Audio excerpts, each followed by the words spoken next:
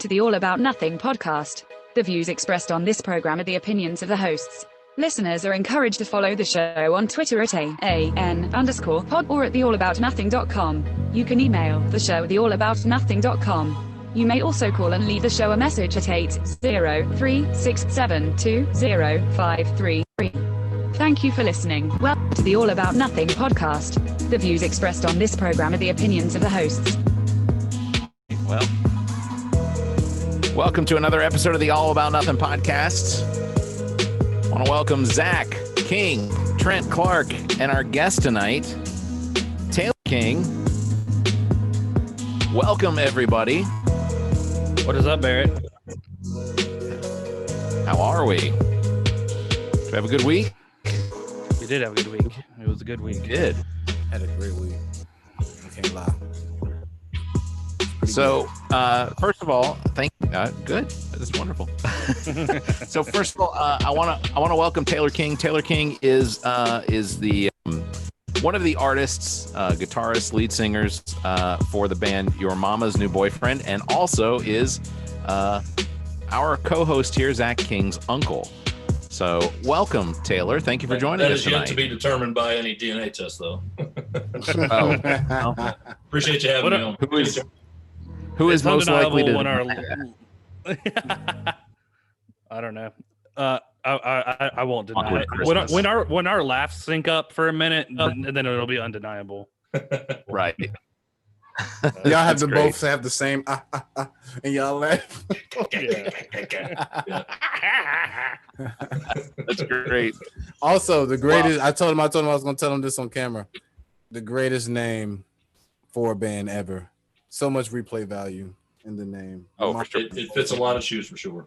Yes, a lot of people have been birthed to you. We're heading out. Where are you going? We're gonna go see Your Mama's New Boyfriend. Come again? Exactly. Yeah. What you say about my mama? I've gotten that one more than a few times. That's great. Well, first of all, I want to make sure that everybody knows, guys, you all have your own webpage, yourmamasnewboyfriend.com, which I know that in the age of COVID right now, we're probably not seeing a whole lot of shows, but you can. And you guys are out of Raleigh, North Carolina. How far do you travel? We are pretty much around the Raleigh Triangle area, but we've gone as far as down to the coast of North Carolina, which is a couple hours away. We'll travel for the right amount of moolah, Anybody, yes. But now with obviously with COVID going on, everything's kind of on. The brakes have been hit for sure, so not too much traveling going on. Yeah. Right. Well, and I pulling up your website and then actually going to your YouTube channel. There's tons of videos on there that you can see. Those are terrific performances. The one I think it was recorded in May, and I, like I said, terrific. You definitely need to check them out. And if once all of this is over with and you guys are back to doing shows around Raleigh and everywhere, definitely make sure you guys go out and check. How are you all handling? This can't be your only job, of course, with everything going on. But that definitely does not pay the bills. At best, when we were busy, it'd probably supplement enough to put a little gas in your tank and pay a couple of bills. But I actually mostly for fun. Yeah, exactly. Yeah, I mean it's nice to get paid a little bit of money for something you love doing. I actually work full time as a parts manager for Napa Auto Parts. Okay, so that's what brings home the bread, But the Napa know-how. That's right. Napa know-how. All of us have got full-time jobs, but when things were cooking pretty good, we probably rake in 4 to 5 shows a month, and a few $100 a piece in our pockets. So that's not bad. And it's it's nothing crazy, but it's every now and again you might get that sweet private gig where you got some rich people with a pool. They're willing to give you a lot of money and free beer.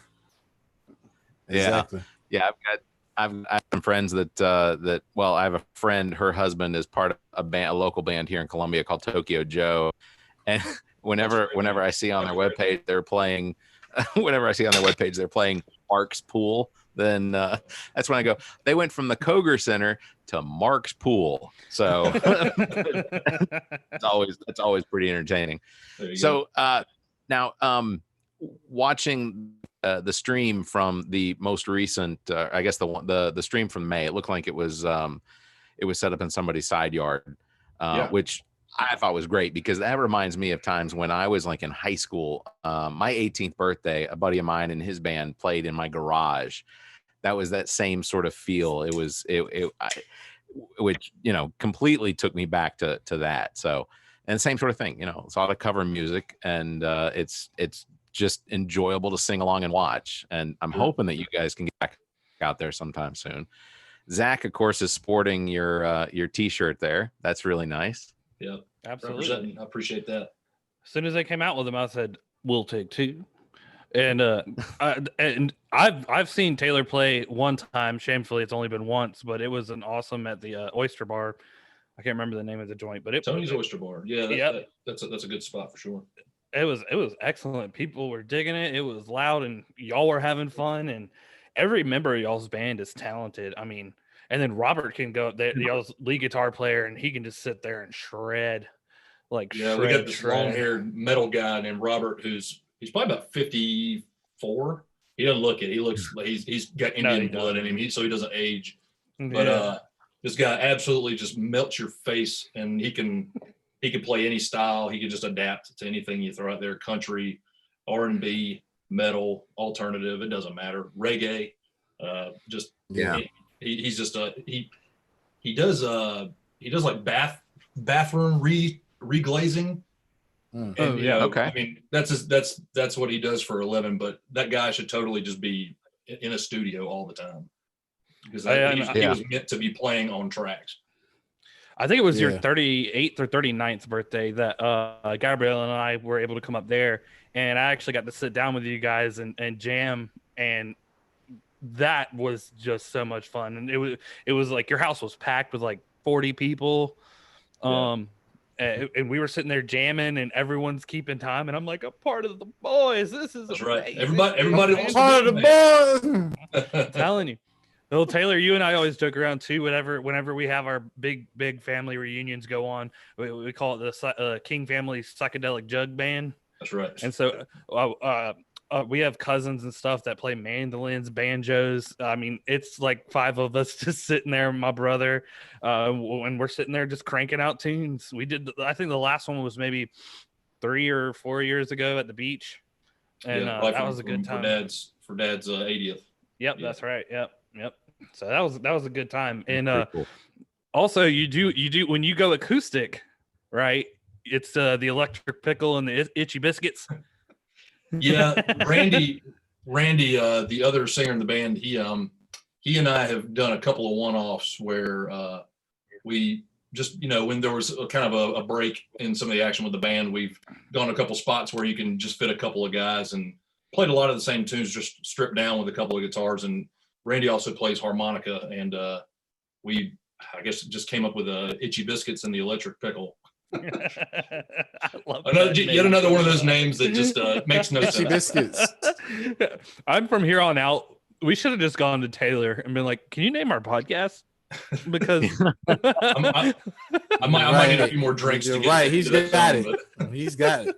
You got the naming thing down, man. It's fantastic. All the way.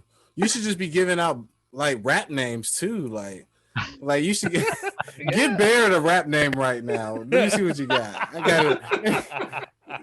Put him on the spot. Put him on the spot. Oh, DJ Fuzzy Nuts. Yeah. Oh my God. See, that's great. Fuzzy Nuts. Oh, DJ Fuzzy Nuts. He just walks around like this all the time. Oh my God. If he walks around with like a Fuzzy Nuts hat, like Marshmallow, like...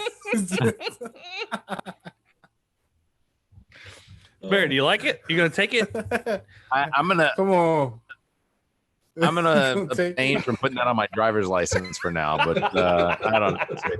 Let me just like McLovin. We'll put it on the back of your car. I'm not there's plenty of room still in my car. That's not a worry. Quickly fading though. Yeah, you guys were established in 2013. Is there any story about how you all came together? I'm sure you all knew each other. Yeah, or some of you knew each other before. Yeah, 13 is kind of that's a kind of a guess on when we got started. That's probably honestly when I put the Facebook page together. It's probably a little before that. We actually, it started out with a couple of friends of mine and myself at our local watering hole, place called the Cary Pub, which is about 6-7 miles from where I live now. And I myself always had an acoustic kind of laying around, and had another friend named Dave that had a guitar, and we would drop the tailgate there at the outside the pub and just kind of start screwing around and, you know, plunking out a couple of songs. And we had another guy named Charlie that was a frequent flyer there at the pub that said he played drums back in the 80s in the Greenville area there around like ECU. And nice. One thing led to another, and we kind of got in this one guy's garage and just started kind of hammering stuff out. Next thing we know, we got another guy who came. He's like, "Well, I used to play bass a little, so we added a bass player." And one thing led to another, and, you know, probably I'd say 4 to 6 months down the road, we ended up landing a gig at this other bar up the street, which was kind of a sister pub that had a spot for us to actually practice, and they were very generous and let us just make people's ears bleed for the first year, because we were shitty. We were not good. Well, we were not good at all. But, you know, we took our time and we just kind of honed our craft. And, you know, it's been about 6-7 years now. We've had some personnel changes and this and that, but it's turned into quite the venture. Yeah. So if you had absolutely throw a good show, it's amazing. I love it. If you had to decide throughout the course of the history of their band, which band member's girlfriend or wife could be considered Yoko Ono? Oh my God. I didn't know where that question was going. I thought it was going somewhere else. Now he's going to name names. I was like, Barrett, what are you trying to do to him? Girlfriend?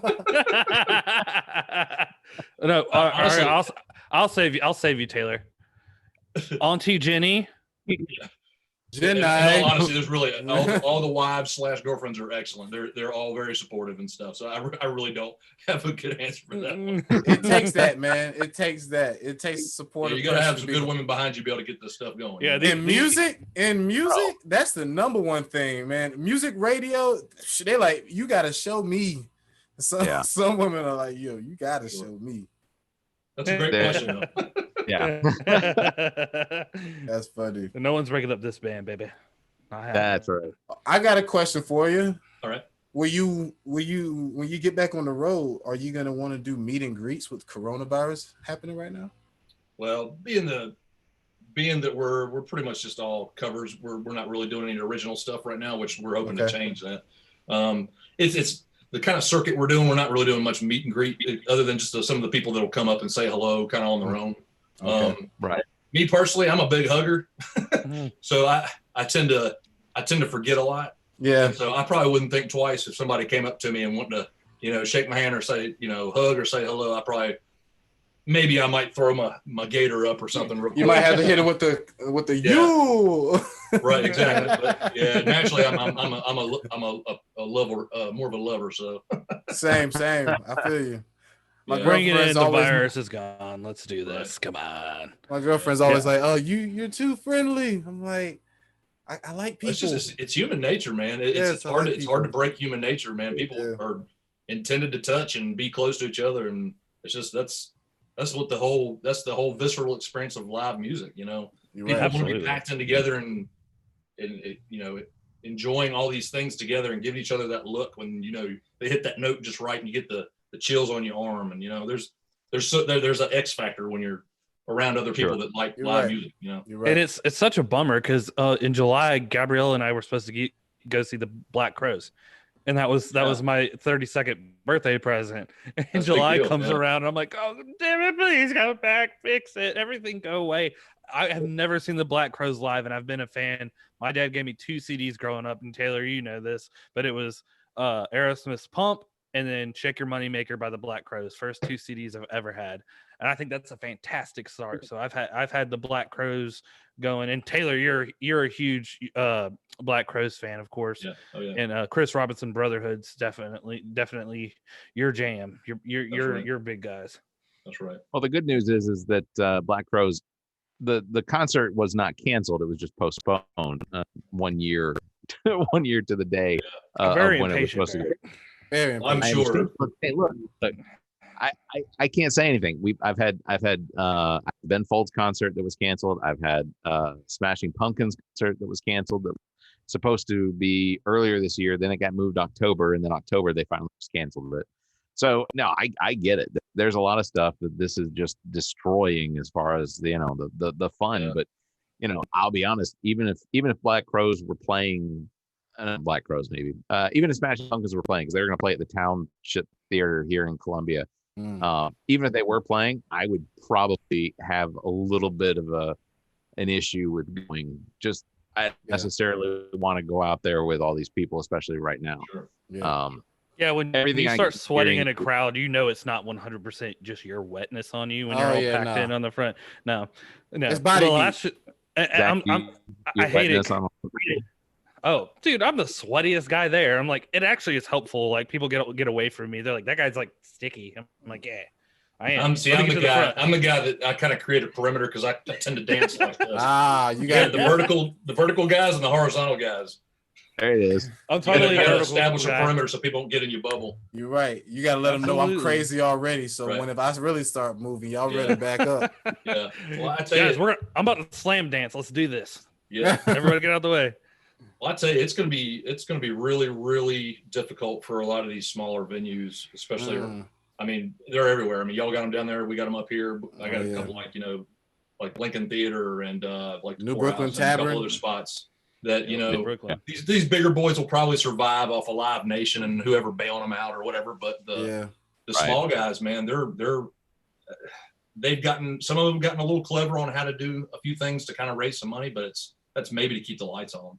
Yeah, it's kind of like stand-up comedians who are doing digital stand-up, this live stream stand-up, and no matter who you are, you feed off the crowd as a crowd member. Yeah. And so when they'll tell a joke and you're like, hey, where's everybody else? Was that funny? Was that funny? Yeah, it was funny. What are you talking about? Playing live music, man. It's one thing to play, and you totally enjoy making music with your brothers. It's incredible, but when you don't have somebody there looking at you and just feeding it right back, it's hard to keep the energy up. But this because everybody's in music right now, so that you'll probably have that same show. If a true musician will have the same show in front of 5 people that he'll have in front of 2,000 people. Absolutely. You get what I'm saying? That's what it comes down to. And I'd rather play in front of 5 really, really into it people than 1,000 that are looking at their phones all the time. Yep, exactly. Yeah. That's the whole thing. Taking the experience. I think the last show I saw was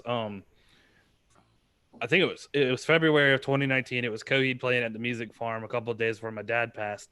And that's the last show I saw. So we had Justin on a couple episodes later, or a couple episodes ago, and I asked him. I said, "So it says here you're coming in September, right?" And he's like, "No, bro. Turn. Every 0 goes to a 1." I was like, "Oh, I really fingers." I'm one of those people. I need the live shows. I have to go back and I don't know. I need them. I need it. That's like one of my things to go do. I love it. Yeah, I agree. I definitely look forward to when all this is over with, because it is it's, I mean, just as simple as like getting together with people from the office. Like I see Zach maybe 3 or 4 times a week if I walk his direction or he walks mine, or we're crossing at the urinals. I mean, even simple things like a podcast, like what we're doing right now. Like, we have yet to do a podcast with us all in the same room, right? Which is crazy. Yeah. I mean, Trent literally only lives like 3 miles from it. He's not allowed here. No, I'm not allowed. Just kidding. Is that because of COVID or something else? Well, I don't know if I trust Barrett just yet. You may want to give me. You're definitely going to want to give me at least a few more weeks. A few more weeks to build the rapport. See, I don't want to see what it is. I don't want to be around Barrett and then Barrett catch something from me and give it to Zach, and Zach, something happens to the baby that's in the stomach. See, I would feel like it all came from me. Yeah, it's the ripple effect. You want to control all of that. You guys are terrible. We must save Princess Leia. That's not the baby's name, but We must save her.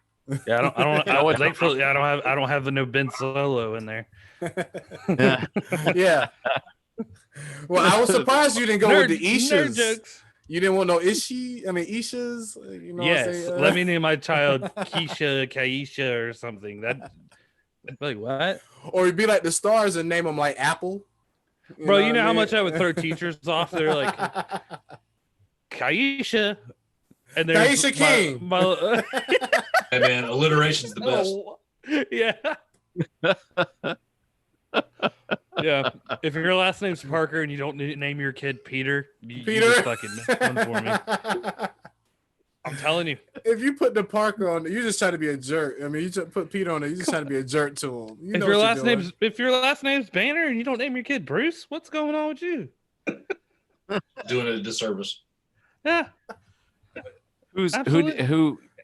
Who didn't, before that, like if you are Tim Banner, why didn't your parents name you Bruce? They just knew.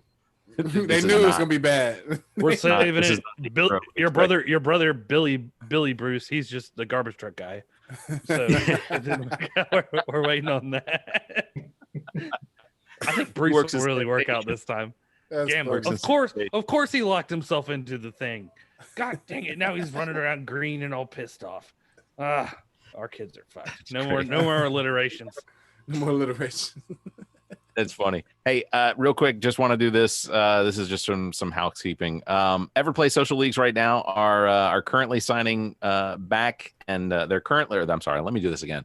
They are back and currently registering for the following late fall sports: Wednesday sand volleyball, Monday indoor volleyball, Tuesday bowling, Monday cornhole, and coming up on October 11th, they have the 3rd annual Masters of Putt Putt. To sign up for that, October 7th is your deadline. For the other sports, the deadline's currently for October 21st for the volleyballs, bowling, and the cornhole. And you can head over to everplaysocial.com to check that out and sign up. So there you go. I thought you were talking about ESPN's lineup because that's kind of all they've had right now. I'm telling you, Barrett always comes off when he starts it. I'm like, yo, are we talking sports here? I'm not. Well, yeah, I literally saw like the semifinals of like this big Vegas cornhole tournament on ESPN the other day. Like, man, they're digging the bottom of the barrel. They're going in. Hey, that's social distancing. You can do that in that sport. Just don't touch. Those are entertaining. Oh, sure. I think those are entertaining. I enjoy watching that stuff. Dodgeball, seen it before it happened. Remember Dodgeball when they had that's a bold move, Cotton. Let's see if it pays off. Have you seen? I think it's Discovery Channel or History Channel, but they have extreme dodgeball where they have like this.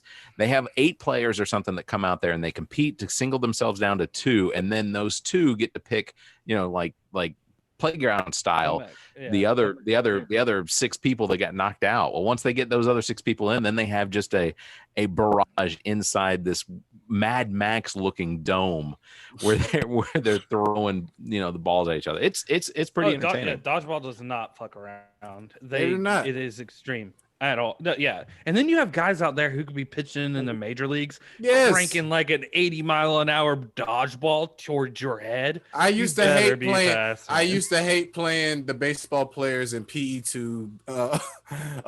Whenever we had to play PE2, you had to get in that gym. And the baseball players, man, they was. And I guarantee everybody right here, right now, can still smell what that dodgeball smells like. Oh man, directly in the face. Oh, yeah. It's like a pulsating. Yeah, and when your nose is going like this, you just get this big whiff of just rubber. Yeah, when you're out, you got hit directly in the face, and you touch your face, and you feel the ridges from the ball. You're just like, oh, there it is. Yeah, it's got tattooed. I think the worst part is when everybody's like, "Ooh!" I think that's what hurts you the most. It's like, and that's when you yell, "It didn't hurt." Yeah, it was all right. It was all right. Yeah, I could have caught that. I wouldn't pay it. It's my bad. I tried to headbutt. then you're sitting on the sidelines like nobody catch something for a minute. I think I might have a concussion. I can't come back in. Yeah. Let's just play this one out. Yeah. That was when I first started playing with Everplay. That was one of the they had a dodgeball league.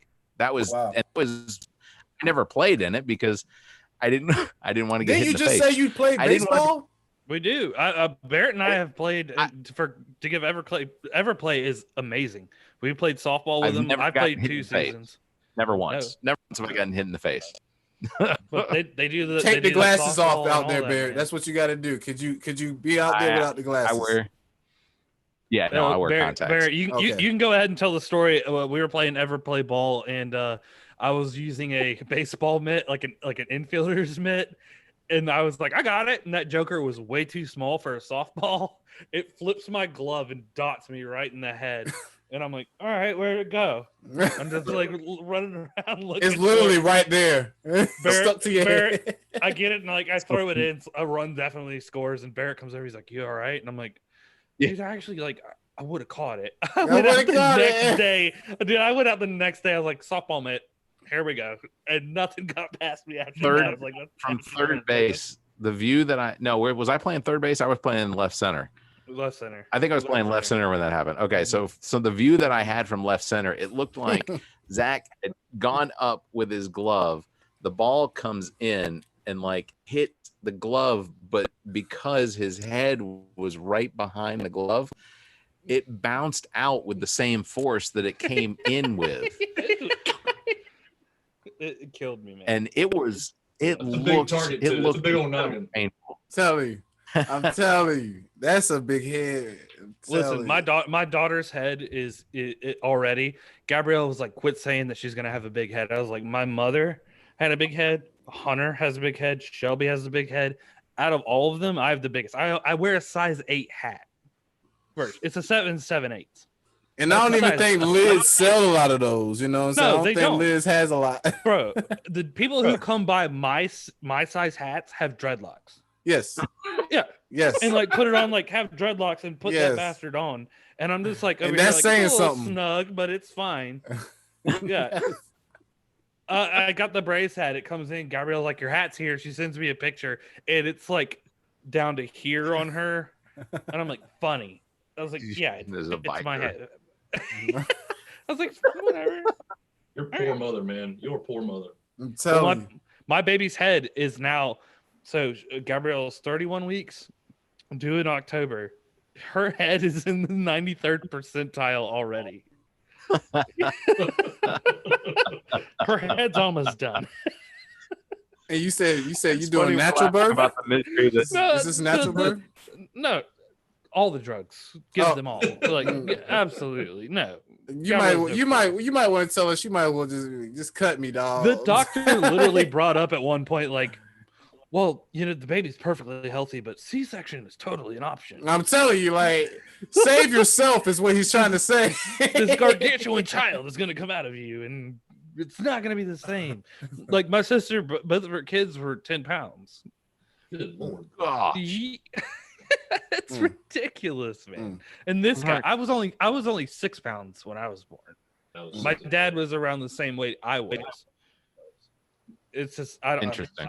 I feel for Gabrielle. I told her, I was like, if it's a C-section, I'm on this side with you. I'm not looking over. They can bring her around. If it's natural, you can grab my hand and crush it. I'm on this side of it. I want no. No, you got to be in there, bro. No, I ain't seeing. You got to be in there. I don't need to see the wizard from the. You have to see Wizard of Oz. I don't need to go. I don't. Do you know Snoop Dogg? Pay no attention to the man behind the curtain. Yes, sir. You know Snoop Dogg passed out whenever he seen his daughter come. Like literally passed out. It's a story. Like, oh, but that happens. He was for Rizzle. For Rizzle. Get you a chainmail girl for her to squeeze on. Oh, absolutely. Just give me one of those shark gloves that they use when they feed the sharks, those crazy divers. Yeah, give me one of those. Oh, go to look. It'll be made of mithril. Go to Nancy's Nook and get the fist and let her hold the fist.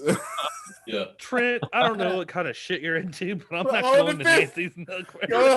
Hold the fist, but it's like she's holding another wrist, so you don't have to worry about your wrist getting hurt. You sound like Barrett. The rubber fisty. I got the rubber fisty. Hey, Ami says you're definitely going to look. Just so you know. I'm not going to look. You're definitely going to look, bro. All right. It's unfortunate. Can't be as bad as your dad was when Shelby was born. There's video. Oh, man. Oh, yeah. Oh, there's video like. Oh, I was just about to say that. We had to watch and I'm sorry you had to watch that, Taylor, but my parents apparently videotaped the whole birth from the other side of the curtain, and my mom thought that was like, yeah, this is a home video. I'm like, what's happening? It was the 90s, man. Everybody had the camcorder. Oh yeah, they was in there. This thing to use, man. Yeah, I got 3x zoom. Grandpa bought that camera just for Shelby. No, well, look, my parents used it like. When I was born in 1988, they didn't film anything. They just had one Polaroid of me like coming out, like, and the doctor holding me up, and they were like, "He looks like ET." Ha ha ha! Here he is. That's great. My mom always tells me, when you were born, you were like a little ET, and I was like, oh, that makes me feel great. I love Reese Pieces. That's about the only thing that's carried over. If bicycles could fly, that'd be dope. But the rest of it, I cannot claim. I love Reese Pieces. This is great. Oh, it's like a Family Guy. Ooh, piece of candy. Ooh, piece of candy. So Taylor, you couldn't have been more than 10 or 12 years old when Shelby was born.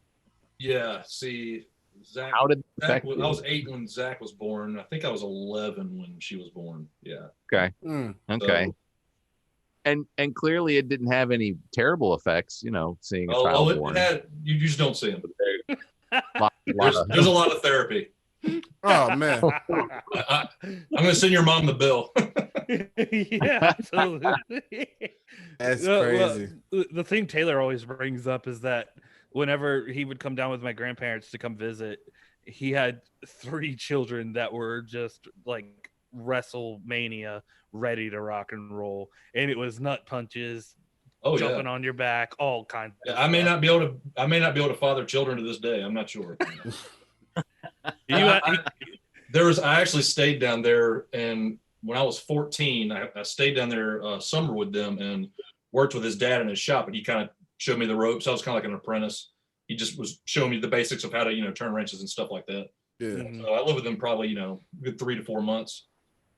And I'd say at the time, Zach was probably like 6, and Shelby would have been like 3, and then Hunter was 2 or something like that. And they'd gang up on me, man. And I mean, it was just one testicle punching bag after another.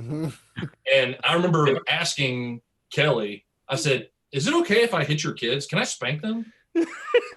Like, I was serious as a heart attack. I was like, "Can I beat your kids when you're not around?" And she's like, "No, that's not cool." I was like, why? I feel like I'm the adult here. I mean, I'm 14. I feel like I'm the adult here. Zach, do I need to ask your mom if it's okay for me to hit you? I can hit back now, Barrett. Basically. And Barrett, at that point in time, you definitely would have been the adult.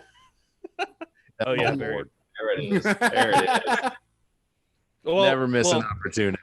In all fairness, Barrett's only 1 year older than Taylor. That's fair enough. Still adult. 15.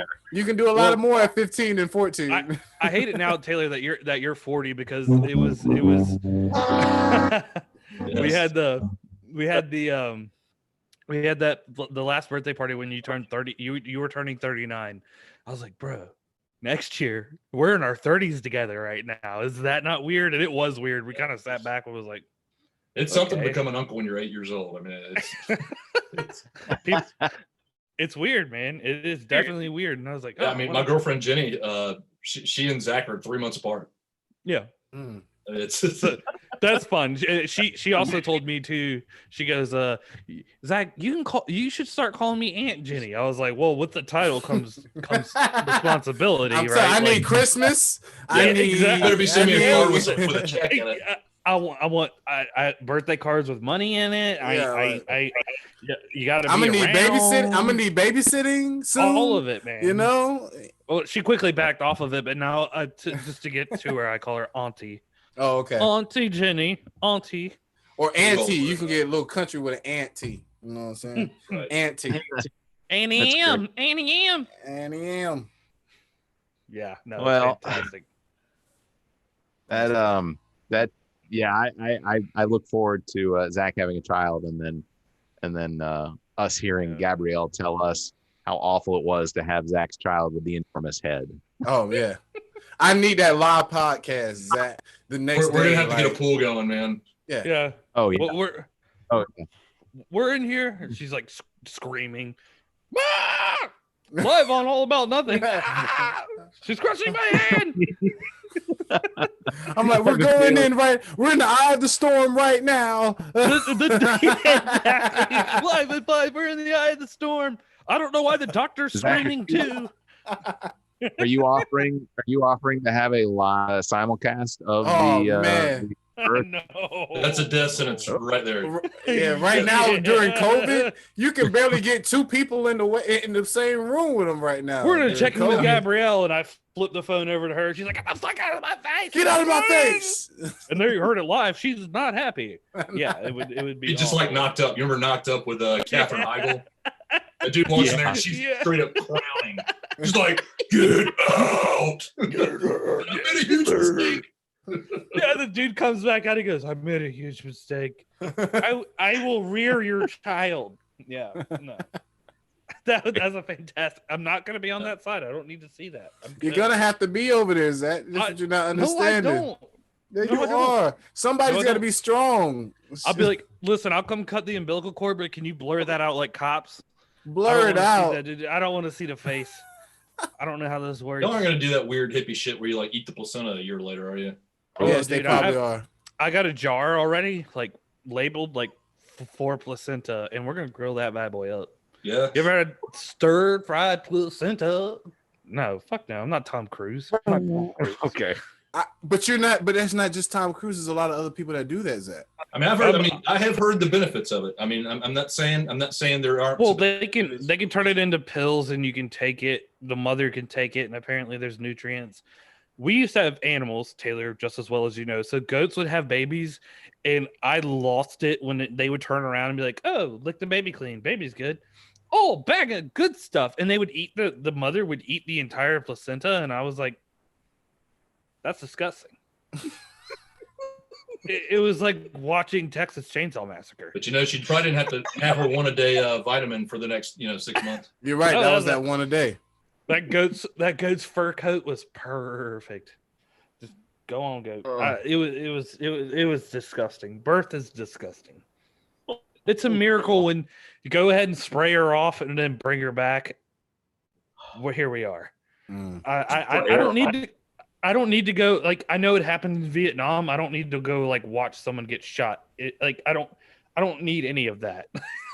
It's so violent, man. I don't need that. One of the things I'm thoroughly going to enjoy is the stories that come from fact, where we have to go and we'll have to add like subtitles when he says like they took the baby and hosed it off, what the actual procedure is, or the other parts of the birth that Zach has defined, and then we'll break it down. That was actually where they were doing this. Zach, I might be able to scrounge up Grandpa's old camcorder. You want me to come down? Oh my god! Do you want to get a friendly reminder? I mean, I can. We'll put it on the projector. It'll be a Put it on the family projector. tradition we pass down generation to generation. Who gets the camcorder? If you find a VHS, play this tape. Like a VCR, play this tape. No, if you feel like you can lug 80 pounds on your shoulder for a while, You be up there like this.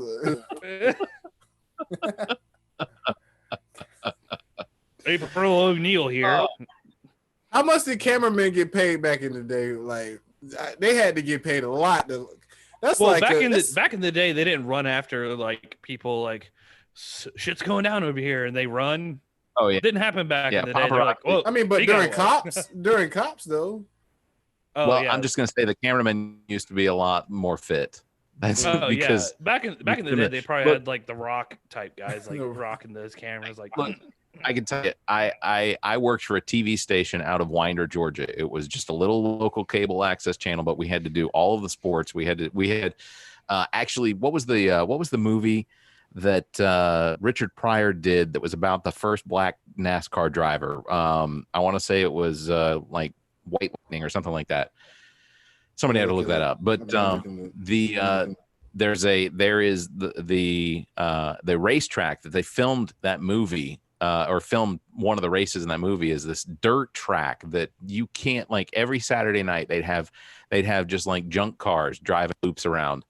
And I can tell you that camera is heavy because One Saturday night, I had to go out and actually film the race for the show for our TV channel, and I know that camera is heavy because I didn't secure it, and when I went downstairs to get something to drink, I definitely it made more noise than what a light camera would have hitting the floor of the stand when it came down. Was it called Grease Lightning?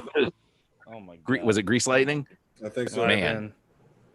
Great movie. One of Richard Pryor's greatest movies. 1977. Did it come out 1977? Yeah, 77. Yeah, that was it. I'll tell you now that back in the 80s, that kind of like camcorder and stuff, you probably shouldn't have had it right beside your head. Like whatever's going on in there, probably shouldn't have been like, what's the battery made of? We don't tell you what that's about. Like, no. Nickel. It's nickel. Probably came from Chernobyl. Yeah, exactly. This camera actually saw the elephant foot of the nuclear reactor in Chernobyl. They're like, oh, great. Yeah, they were just pumping it out and sticking it in your. They were just shoveling it out of the reactor and throwing it into your camcorder. Get rid of it. Right. You're gonna want to Ziploc bag that one. It's gonna last forever. Is it gonna? Wear a lead vest while you use this camera, or at least on the side of your head, some tinfoil or something. They should have just had like a clip here that you could just be like, and the camera just wouldn't go nowhere. You would fall over, Trent. Future representatives of the news media definitely could have had those things attached, especially if I'm trying to think. Props to like the 50 some odd 60 some odd year old dudes now who are like, yeah, I remember fucking Nam wasn't shit. Well, they got it easy now they got the machines that them people be moving, and it's like it doesn't even move, like they don't even have to really touch it. They be spinning the camera. The vest. Man, it's like I be seeing them at festivals. They be really dancing up there. They be, you know what I'm saying, twisting the camera. They got it easy now. Come a long way, man. They got it easy Subway now. sandwich and like. Yeah, literally. Well, and then Apple is always like filmed on iPhone. You're like, oh, I didn't know that. Camera guys definitely have to be pissed. Like, oh yeah, iPhones came through, and like whenever you see a billboard in Los Angeles and it's a big main billboard, and you're like, damn, that picture's really good, and then at the bottom a small print took with iPhone. You're like, what? iPhone 11 Pro took this. Like, oh, yeah, damn. I know. Lady Gaga shot an entire music video on an iPhone 11 Pro. Yeah. I was gonna say I know some photographers, like professional photographers, their business is straight weddings in Charleston, and they live off of that. And I have the amount of equipment that they have with the lights and the shields and everything. Yeah. And then somebody takes a photo like standing behind her, and all they do is just some simple manipulations. They're like, "Hey, look, this is the one I got." She's she's looking at her. I've got 2 more hours in the studio of editing these pictures. I'm about to say, boy. And I was about to say to the same thing. They might say it on the billboard that it was took by iPhone, but somebody edited it. Oh yeah, come on. Oh, for sure. Yeah. Like, how pissed off would you be if you're about to get married and like the photographer like brings their iPhone with like a lamp attached to it, and they're like, "This is gonna be great." That would not be. No, they have rings. You haven't seen light rings? Yes, you haven't seen have light rings. Yes. Attachment you can get for your iPhone that has a light ring that literally goes around the phone. Yep. I would more prefer them to show up with the one where they're like, stand there for 2 minutes, and they throw the cape over their head and then hold the bulb out and like blow it up, and they're like, all right, stay there, it's still exposing. I got a funny story about one of those. Oh yeah. 1860. I went to Gatlinburg, Tennessee with a Youth for Christ group in high school. And one of the things we did is we packed in, like, had to been 60 of us in this room, and everybody put on this old, like, Civil War, old time West clothing. And this room was maybe a little wider than what I got here. It was maybe 14, 15 feet. We were packed in like sardines in this thing, and I must have eight pounds of clothing on me. I was like some Confederate general or something. Who knows? And this sounds like my story last week, Barrett. He This said guy's it got like the old timey flash bulb, and he's doing the same thing. You know, it takes him a while for it to charge up, and he's doing this, and I'm just sweating. It is so hot, and this bulb keeps going off. And I'm like, and we were packed in so tight that I passed out, but I didn't have anywhere to go, so I slid straight down. There's a picture out there. He melted. He's got me where I'm about halfway down, and my eyes roll in the back of my head. Oh my god! Like, it's authentic. This is what they look like when they came back from war. Oh, no time for a damn picture. Yeah. I gotta tell you, I think one of the greatest sets of like pictures that I've ever seen, like, or the funniest pictures of the professional ones, like wedding photos and whatnot, where the photographer literally gets the picture of like the best man or one of the groomsmen or one of the women, you know, one of the bridesmaids or whatever. Like the moment that their attention is gazed right on what's going on, and then not half a second later, their eyes roll back in their head, and then another picture is they're gone. That is some of the most entertaining photos I think I've ever seen. Just watching the progression. Yeah, don't lock the knees, guys. Never lock the knees, man. If anybody took any kind of chorus class, you know, don't lock your knees. Or ROTC. Yeah. Got my state championship ring. You know what I'm saying? Didn't win one couldn't win one in football, but I got it in ROTC. I was your CO in that when that happened. That's right. And then I became the CO the next year. That's right. That's because I was gone. That's right. I mean, what, you was gonna come back and do another year? You was gonna red shirt to be an ROTC? I could have. Yeah, I had an ROTC red shirt. Come back, Master Chief red shirt. That's funny. All right. I'll tell you what, guys, let's take a break. We will be back in just a few minutes. Before we go to break, though, I want to remind you, Taylor King is part of the band Your Mama's New Boyfriend out of Raleigh, North Carolina, hoping to be able to start playing some gigs here as soon as this COVID thing is over. And we definitely look forward to that. Hopefully, if Zach drives us, maybe we can all go up to Raleigh and check out one of your shows, because Zac drives a Dodge Charger. I would love to pull up in the Dodge Charger to a show, Zach. Make that happen for me, please. Make that happen. Taylor, we'll have an all about nothing I mentioned section. my new car that I was very proud of twice, and now it just keeps going every episode. Oh yeah. Yes, I have. Taylor has a Hemi, so it's in the family. All right. Okay. That 5.7, that bad boy runs, doesn't it, Taylor? Yeah, not quite so fast in a pickup truck, but but yes, it's quite nice. Okay. Respect. Just want to make sure everybody knows the website for the band is yourmamasnewboyfriend.com. We will take a break and come back here in just a few minutes. And when we do, it's going to be all the usual, the politics, the news, all of that. Also want to talk about the stuff you've been waiting for. Yeah. Gonna talk about Chadwick Boseman and how much I think that not necessarily that I had ever met him or anything, but we'll get into this exactly the mark that he has left. So we'll discuss all that coming right up after the break.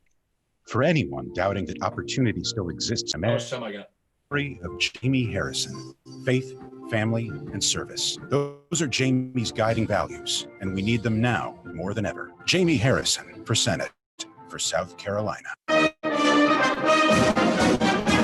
Finally back in stock, the Make America Great After facial. With COVID-19 and novel coronavirus back in full force, confirmed infection cases on the rise, and now Trump campaign rallies starting again, you'll want to get your order in before these highly desirable coverings run out. Available in 3 sizes: adult, large adult, and Trump size adult. These new facial coverings are made from a combination of breathable nylon, cotton, and wool. They sport the same MAGA new and improved meaning: Make America Great After. After what? Well, if that's not clear, then how the hell did you wind up here? But since you're still here, you just assume the last A stands for again, asshole. So click your way over to wearadamnmask-on-your-face-you-dumb-jerk.com, and you can stand in a crowd of others staring at you in a mask. When you order yours, you'll get a deck of 50 advertising cards to hand out to everyone around you to increase awareness about the need to cover your nose and mouth holes.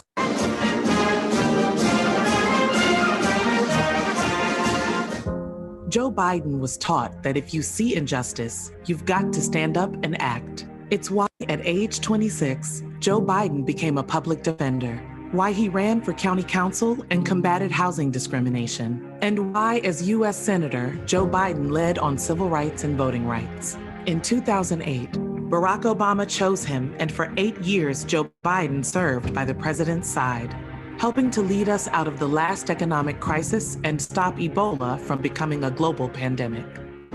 Now in this crisis, Donald Trump has failed the ultimate test of leadership, especially failing communities of color who have been hit hardest by this virus. To heal this nation, it will take a president who has always stood up for injustice. Someone who sees the deep problems in this country and is willing to take them head on. Joe Biden, let's build this country back better.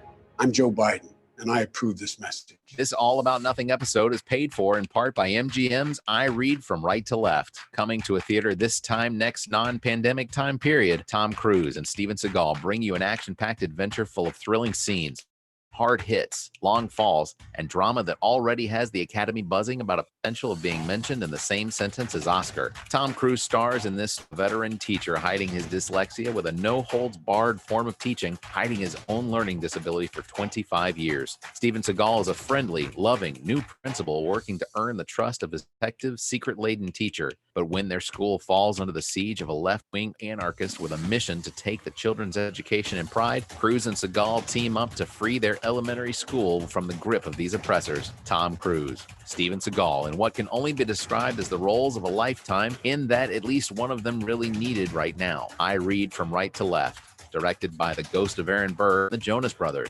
I Read From Right to Left, coming this undetermined.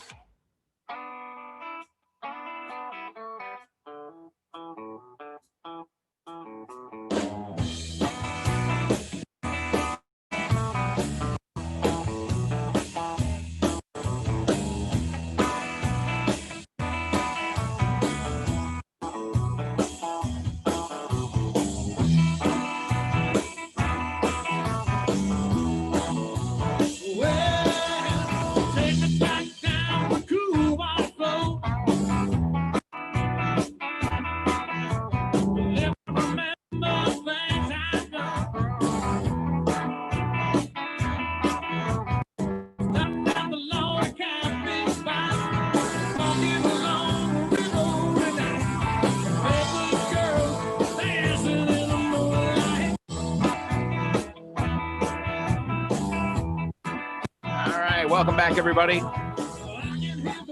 That is straight off of the audio from the stream back in May of your mama's new boyfriend. You heard us correctly. You heard us correctly.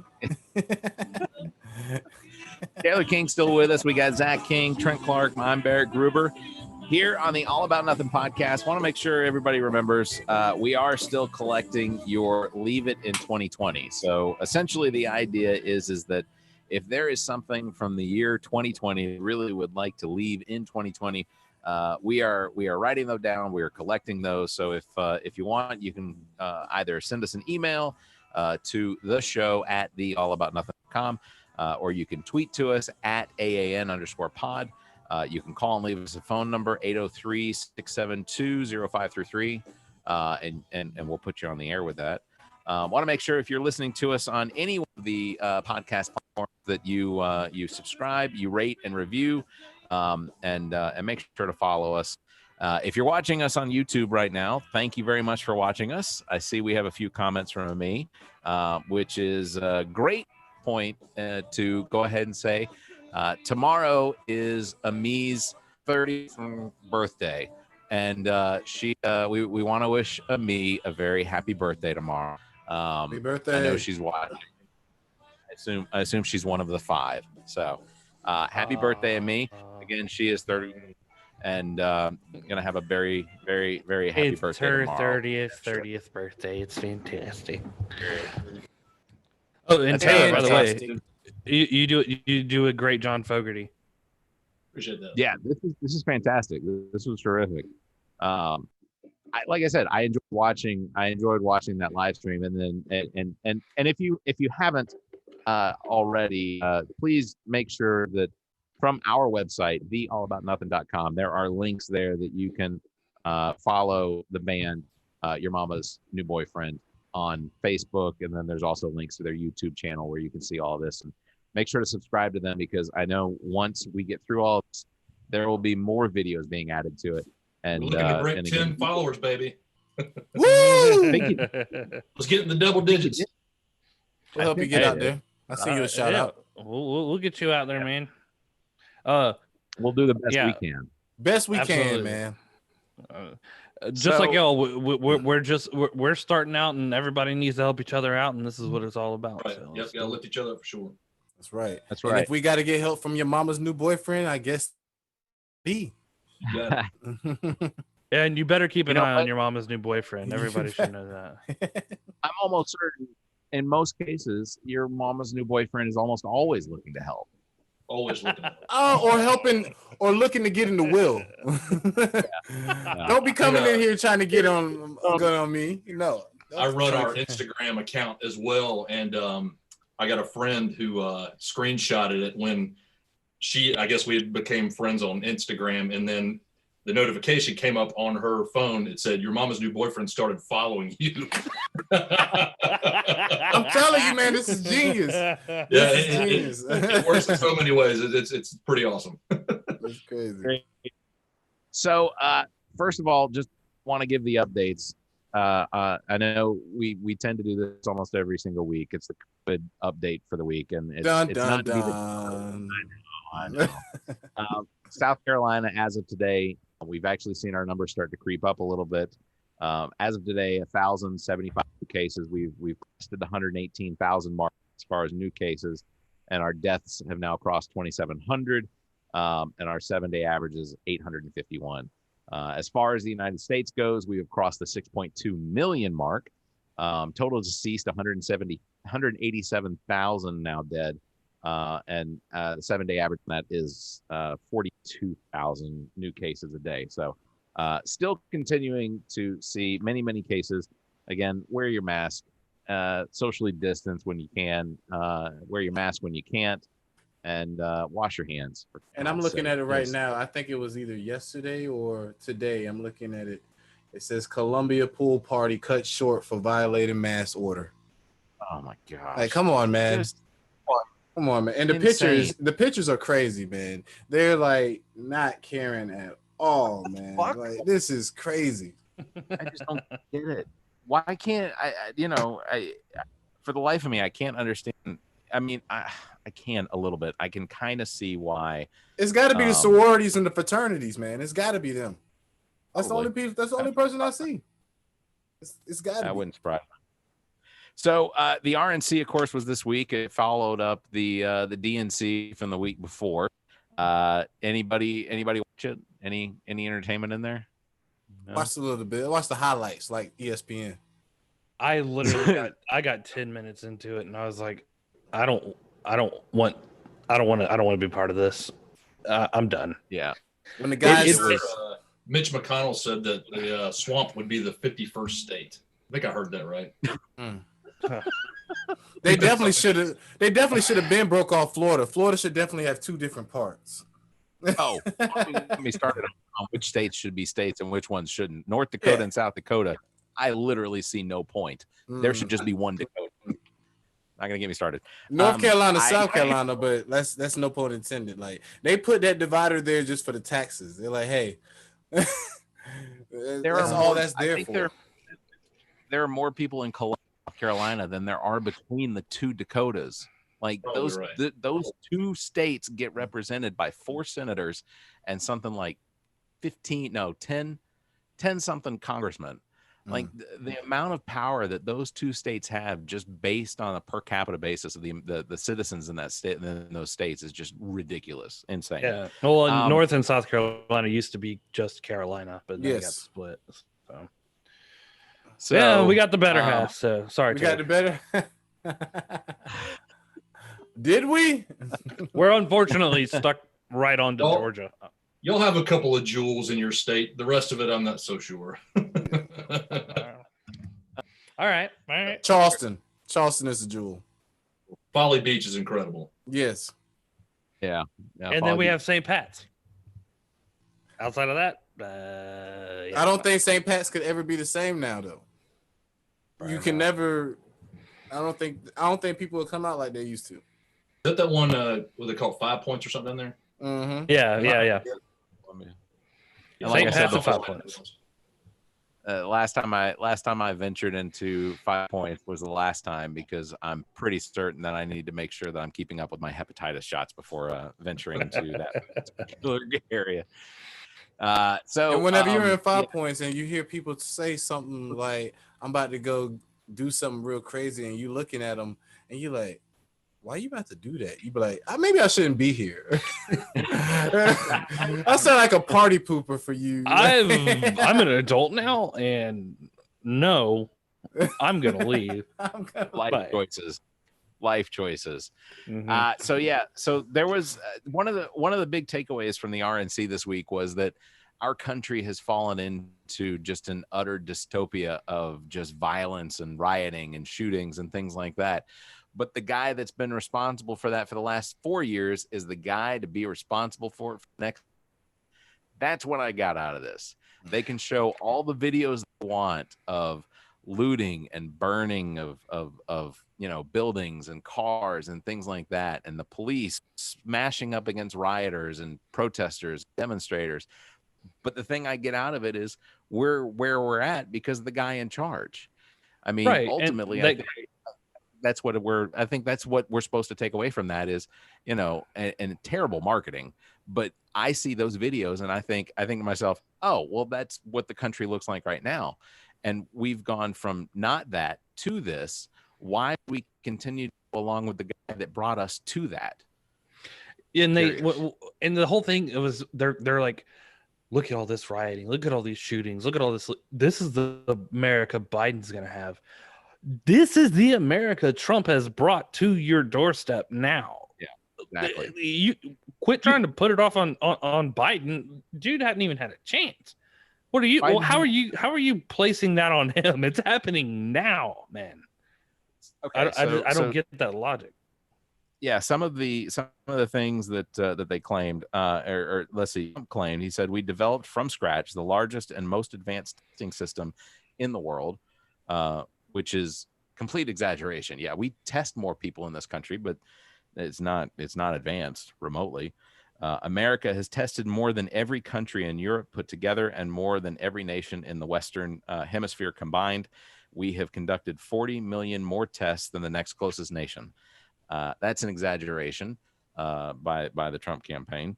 Trump said that the U.S. has among the lowest fatality rates of any major country in the world. Also not true when it's combined with, or when you look at it from the basis of capita, the number of people that live in the United States versus other countries in the world. Let's see. He says that Joe Biden has pledged a $4 trillion tax hike on almost every American family. Now, if you actually go out to Joe Biden's website and you look at the information they have posted, it was researched by the Committee for Responsible Federal Budget. It's an independent bipartisan nonprofit. They estimated that Biden's tax plan would raise about $3.25 trillion over the course of several years, almost. And they said that his tax plan is highly progressive, increases taxes for the top 1% and of earners by 13 to 18%, which isn't, most of them had that dropped under Trump. But corporations also would see some of the increase in the taxes. So, there's the baloney that they claimed during the campaign national convention is I don't know. It's tough for me to watch it because I didn't walk away from the DNC, and I might be slightly biased, but I didn't walk away from the DNC with the idea that that I didn't walk away with a bunch of negativity thinking that Trump caused this and Trump caused that. Granted, it was there, but it was much more subtle. There was more, the DNC's message seemed to be more one of unity and fixing the problems that we've created. It didn't feel like everything was being laid at Trump's feet. And I don't know. What are your opinions on that? I mean, I completely agree. basically the RNC completely the whole time was just shitting on Democrats just because they could. And then when you had the DNC, and this is completely, I'm being objective about it, they definitely had jabs at Trump. They're like, look what's going on. This is under his leadership. That's an objectionable fact, right? Like it's not okay right now. Sure, the economy was doing great, but that was due to things that Obama did put in place. And it started working for he had 8 years and he made it start working, and now someone's reaping the benefits. But then when a crisis came along, a pandemic came along, now it's going downhill. This administration could not handle it, and there's never any taking, like, if the Republican convention came out and said, listen, it's not great right now, but we can do better, I would be like, oh my God, look, at some humility is here. No accountability ever. Yeah, there's never any. And cat lady. Yeah, one of the go ahead, Taylor. I was gonna say it seemed kind of ironic when Melania got up there and mentioned something about needing to come together and not be divided. Right. I understand she's, the place she's coming from, and she's trying to sound like the opposite end of the spectrum and try to be the soft touch. But it couldn't be further from the truth. I mean, what Trump has done to this country has completely divided us. I have never felt in such a way that I couldn't just speak freely with just any Joe walking down the street without fear of, potentially getting into a heated argument about something just over something that's so trivial, Absolutely.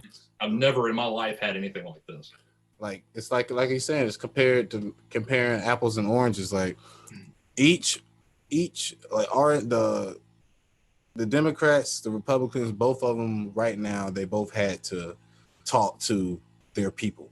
Like both you can tell both of them knew they had to talk directly to the people that's going to vote for them. It wasn't we're trying to get new people in. It wasn't we're trying to maybe sway a couple people here to change a vote here or two. It was like, look, I'm talking to my people. I know they've been riding and they're gonna ride again, so we're just gonna keep the narrative for our people.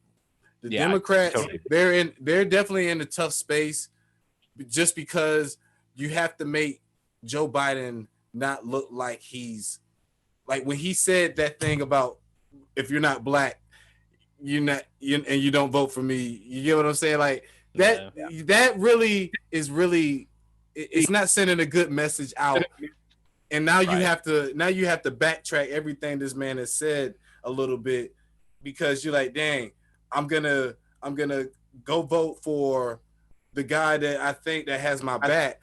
But I would rather, to be honest with you, what Trump has actually helped me see the people for who they really are, if that makes sense. Yeah.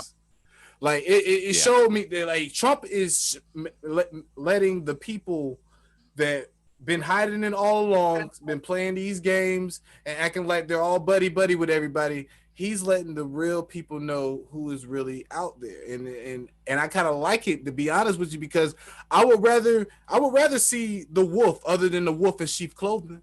Right. You get what I'm saying? The person that will see the president or his administration or people affiliated with it say something completely fucked up, and be like, "Oh, you can say that? Yeah. Oh, well then." That's cool. I'm going to say that too now. But show your true colors. It's a show your true colors kind of thing. Like, I can finally, I'm free now. I could say the shit I've been thinking. Well, and you should, but guess what? Shit's going to come around, and hopefully you better be open-minded to understand why this is one way, or this is wrong, or this is right. But you have to be open to the discussion of it, period, and not sit there and just build up anger or rage. And there is good Republicans. I conservatism and libertarians, guys. If y'all sit down and quit just like spitting vitriol and sit down and talk for a minute, you're probably clicking on a lot of levels the same. And if you're able to sit down and actually work it out instead of being Empire versus the Rebels and going at it, come on now. Yeah, man. I mean, like you're saying, the stimulus package that they're arguing on, the Democrats want like $3 trillion. They just want to spend $1 trillion. Y'all mean to tell me this whole week y'all been in talks? Y'all couldn't say, hey, let's just do 2? here's the thing. Like that never came up. Yeah, but they haven't even been in talks this week because everybody's been on vacation. I take that back. The House is in session apparently, but the House has already pushed a bill over to the Senate. The problem is that Mitch McConnell sits there on his ass and won't bring any of these to the floor because crazy. The idea is here's what the Democrats did. Yeah, they did this $4 trillion deal that would have brought stimulus money to people that needed it. It would have extended unemployment. It would have given more money to the post office so that the post office could actually start, digging themselves out of the hole that was created for 2016. I'm sorry, 2006. And then when you, so the Democrats pushed past this bill from the House, which, granted, it was completely partisan and whatnot, but it was at least an attempt to bring something to the floor so that the Senate could then start debating it and start working it out. And then they take it out of committee and vote on it on the floor. Then it goes back to the House, and then they'll come up with the bill that goes to the president. Mm-hmm. Mitch McConnell won't even do any of that. No. That was a lot. Mitch McConnell it's a bunch of bureaucratic nonsense because.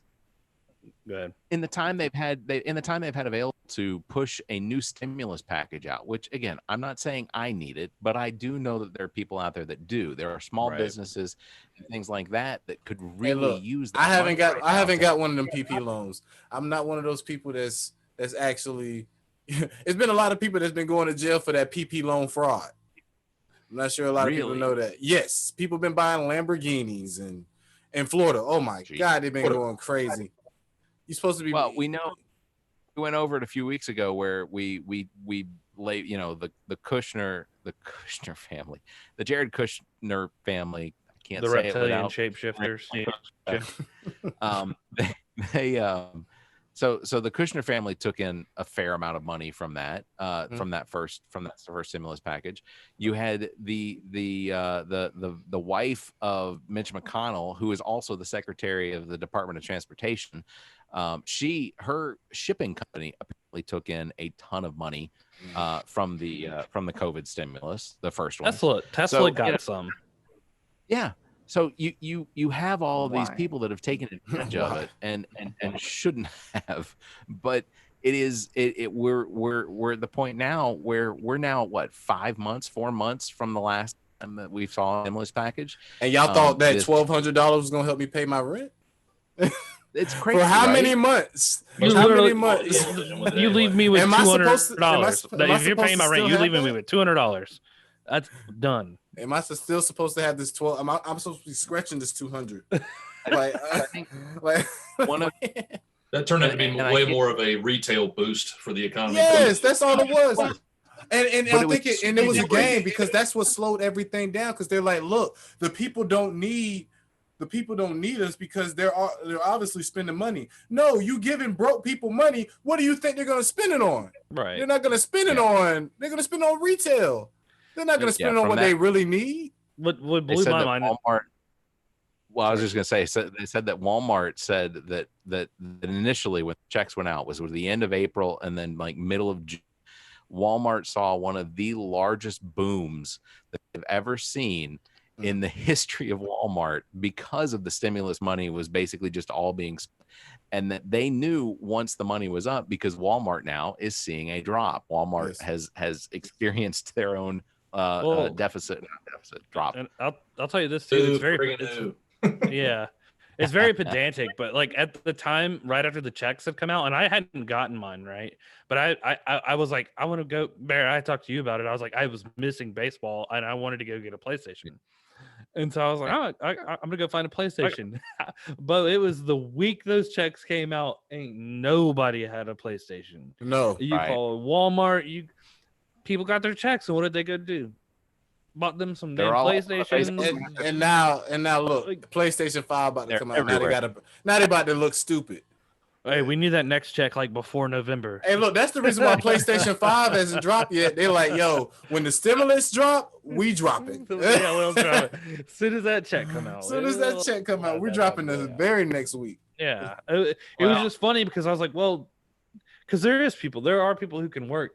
And I didn't get the check until like way later, but I found it very coincidental.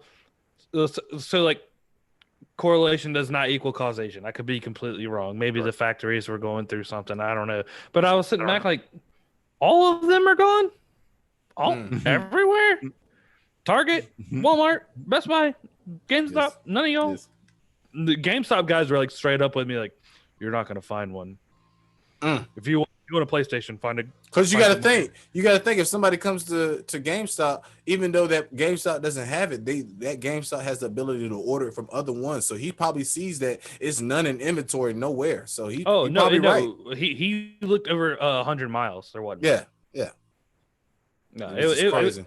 It's such a stupid thing, but it was. You should have went to a pawn shop, Zach. You got to check pawn shops. I should have gone to pawn shop. Never sleep on a pawn shop. You're right. I should have, man. Because look, they will never buy fake gold. A pawn shop will never buy fake gold, and a pawn shop will never buy electronics that don't work because they have to test it to sell it. So. Yeah, and then also like. When you go to a pawn shop, they like, do they steal this shit from somebody? Like, exactly. Yeah. I don't know. I feel bad. I bought this TV. Looks like probably somebody's grandma's TV. I don't know. That shit just sketches me out. Why I don't is it like pawn shops. Every guy that works behind a pawn shop counter is like the hairiest guy you've ever seen. Yes, and he looks like he doesn't get no sleep. Like he's got like the shoulder hair coming up, and he's got the line where he shaves right here. And there's they all look like Rocco from Boondock Saints, but with like chains on. Yeah, they're literally selling rings off of their fingers. Yeah. Sir, are you wearing a Dolphins Super Bowl championship ring? He goes, yeah, it's totally for sale too. No, I didn't. This is the one Dan Marino didn't get. Yeah. I etched that in myself. It's fantastic. So one of the things that Trump Jr. apparently claimed was Americans were witnessing the longest prolonged economic expansion in history. That was apparently just a few months ago. He said this, but he reiterated it during the RNC last week. And technically, he's true. The economic expansion began under the Obama administration in June of 2009 and continued during the Trump administration until February of 2020. Apparently, the National Bureau of Economic Research, which maintains a chronology of the peaks and troughs and whatnot, the U.S. business cycles and whatnot, the expansion lasted 128 months, which was the longest in history up until February of 2020, where, of course, we all know that the pandemic took into effect. But it seems like the Trump administration and his campaign would really just like everyone to forget that there was any economic downturn between February and today. That they really want you to pretend like none of that happened. It just avert your eyes from all of the facts. Yeah, I guarantee you Bush was really sitting back during his pregnancy. During his presidency, and he was like, "Please, if 9/11 would have never happened, how would they think of me?" You just don't know what's gonna happen whenever you're the president of the United States of America. So it's like I'll tell you what's funny as hell is that Keith and I just watched Will Ferrell come out, and it was literally like a few months into Trump's presidency, and he was doing his George Bush impersonation, and he was like, "It's funny. Everybody said I was the worst president. It took me 8 years in a fake war and all that. This guy did it in 100 days. I'm number 2. Nobody remembers number 2." And he's in there like smoking a cigarette, and I lost it. He's got a point. It's true. When you're so bad that you look back at Bush and be like, He wasn't that bad. But he was. Yeah.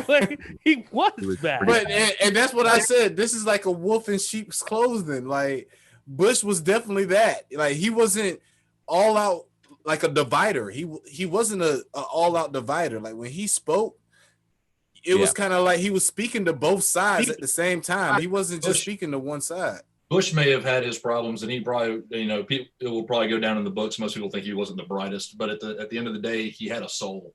Yes, and that's what comes down to it. He was very personable, but he also had the Great White Hunter.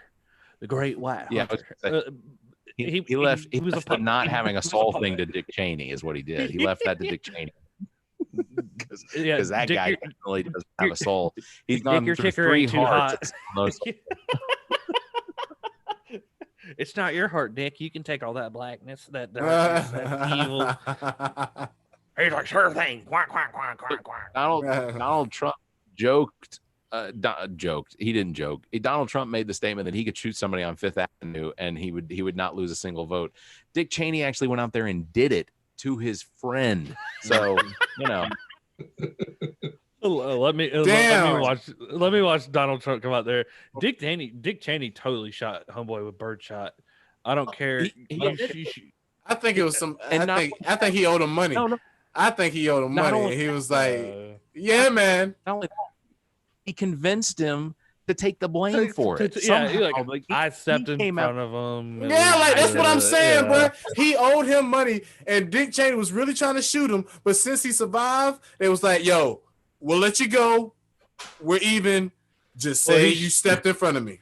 He shot him with that bird shot, and he was definitely like, "There's a bird over there." Yeah, exactly. Gave him one. It's a don't go hunting with Dick Cheney. That's just do not. Don't go hunting with anybody named Dick. Let's just put it out like that. Words of wisdom from Trent. So I did pick up some. We did pick up some of the highlights from the RNC this week, which I play only so that everyone else can experience. You may want to turn your volume down for this. Play that funky music, white boy. Who is fearless, who believes in you, and who loves this country and will fight for her. President Trump is the leader who will rebuild the promise of America and ensure that every citizen can realize their American dream. Ladies and gentlemen, leaders and fighters for freedom and liberty and the American dream, the best is yet to come. Oh my gosh. Is that overdone? Isn't that scary? I think they needed to turn her volume up a little. I couldn't hear her at all. That was for the hearing impaired potential voters. Right. Yeah, deaf people were like, turn it down. I wonder how "come" was spelled on her list. Did she spell it one way? I think what's funny is she like anthropomorphized America. You're gonna fight for her. She is so nice. Like, you're an insane person. Like, I'm telling you, I'd have her as a hype lady for our band. Dog, if she's outside, totally agree. It is. Oh, your mama's new boyfriend. That's right. They come running for miles, man. Yeah, because they heard her. I know y'all been out here all night, but the best is yet to come. Your mama's new boyfriend. Now, if you don't know who that was Kimberly Guilfoyle, who is the girlfriend to Donald Trump Jr., who is the ex-wife to Gavin Newsom, who is the governor of California. Gavin Newsom, a Democrat governor, Kimberly Guilfoyle, formerly a Democrat first lady to the governor of California. Donald Trump Jr., of course, was married at the beginning of Donald Trump's term and now has a girlfriend who. And you forgot to say, Barrett. And you forgot to say she just got a new job. She is now Donald Trump's press secretary, and she will be talking every. She'll be doing every interview just like that. I would like to see Kimberly Guilfoyle and McElhaney, whatever. Yeah. That's like the WWE. She should definitely go do the WWE. Go be a diva, bitch. We don't need you. The funniest thing about her whole speech is when she sits back and go, just like my mother who came from, wherever, Puerto Rico. She was an immigrant. My father from Ireland. I'm a first generation. Bitch, Puerto Ricans are Americans. I don't know how many times we have to tell you this. Not an immigrant. Not an immigrant. Yeah. You're an American. Your dad was a white Irish guy. Didn't have any problems. This isn't 1800. No problems. No. He came over and people were like, your accent's cool. That is like, he probably got annoyed with that. That was his biggest bugaboo. Like, quit telling me my accent's cool. Like, stop it. That's not even the first one of those situations that was created during the RNC. So you had Nikki Haley, former governor of South Carolina and former ambassador to the UN for the United States during Trump's administration. So she literally sat up there and said that she's a brown girl in a white world. I'm paraphrasing, but this is what she stated just after she said it's not a racist country. This is not a country that is full of racism, whatever. I'm paraphrasing again. But then within like less than 30 seconds, she talks about the hurdles that she had to go through being a brown girl in a white world. And it's like, did you miss the 3 paragraphs before this? You talked about how this isn't a racist country and all of these people complaining about the systemic racism and all this, that it's all exagerated and it's not real. Like, you just contradicted yourself in your own speech. Isn't she Indian? Isn't she Indian? Yeah. So did you forget that people stole your land from you? Like that was the only thing. At first, she said it's not a racist country, but I grew up being a foreigner, basically, dark skin. Like, wait, but it's not racist. You should have not had a problem then, right? Like, it would have been smooth selling if it wasn't no problem. You've got to wonder how many people that actually sit there and swallow this garbage all the time, if it's literally altered the way they accept information now, because just the constant contradictory statements that just this entire camp makes all the time. It's all click. So if you probably first start second guessing yourself, and then eventually like, well, maybe that's exactly what it is. Yeah. Absolutely. I totally feel like watching the bits and pieces of the RNC that I did watch, which again, I only watched highlights. It was like a visual BuzzFeed article. Like, you're going through, oh, this is how they hook you. This is how they're hooking me in, because she's talking about how there's no racism. Oh, and now she wants me to feel bad for her because she went through racism in a country that has no racism. It's ratings gold for sure. Oh my God. And then we had shared on our page when Trump was running for president. It was y'all can go look at our Facebook page. It's a video and it's titled "They All Know, They All Knew, They All Still Know," and it's Ted Cruz, Lindsey Graham, Nikki Haley, Rick Perry, all shitting on Trump, saying what we're saying right now, because he is a liar. He is a bigot. He does not care about you. It's there. They all said it and they understood it, but Donald Trump was the bully in the room, right? He came out and said Lindsey Graham's he was the bully handing out money. It's a difference. No, he gave out Lindsey Graham's phone number on national television saying give him a call. And Lindsey had to go like make some weak ass, I'm gonna break my phone and here I go, like clicking it. And they were just like, you just got bullied and now he's kissing his ass. They're all doing it. All of these people. Lindsey Graham is for the ability to play golf on his course. Yeah. I don't think Lindsey Graham has any will to the president except for the access to all of those Trump resorts, all of those golf.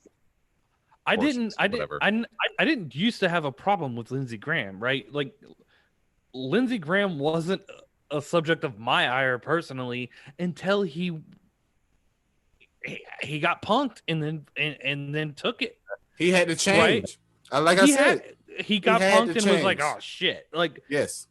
All right, man. Remember when you were crying about Beau Biden dying? Remember that? Right. Remember all the nice things you used to say about that? You said nice shit about Hillary, and you know what? You got punked one time, and you turned the switch. I'm telling you, man, it's politics. It's punked, and you get that check that clear. I'm telling you, it's a check behind it, man. I honestly feel like every state Trump campaigns in, he leaves a check. Your morality, I honestly believe that. Your morality and your stance is drawn by the amount of money or the amount of support from one way or another.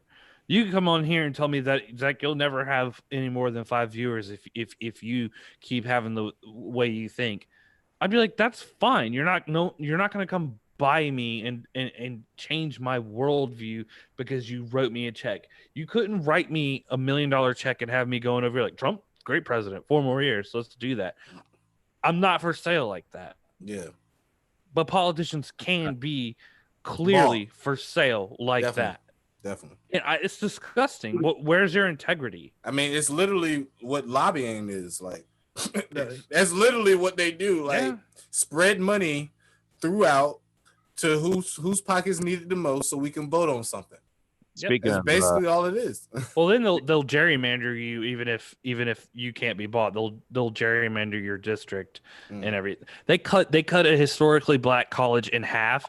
And it's in North Carolina. The where they drew the line literally split the college to the black dorms and then the white dorms. Wow. And they gerrymandered the line that way. Crazy that crap still goes on. It's freaking insane. It's unfair. It's ridiculous. More highlights from. Yeah, go ahead. Sorry. Go ahead. No, I'm about to sound like he's hot right now, man. He's hot. It is insane. I don't know. Yeah, no, it's just one of those things.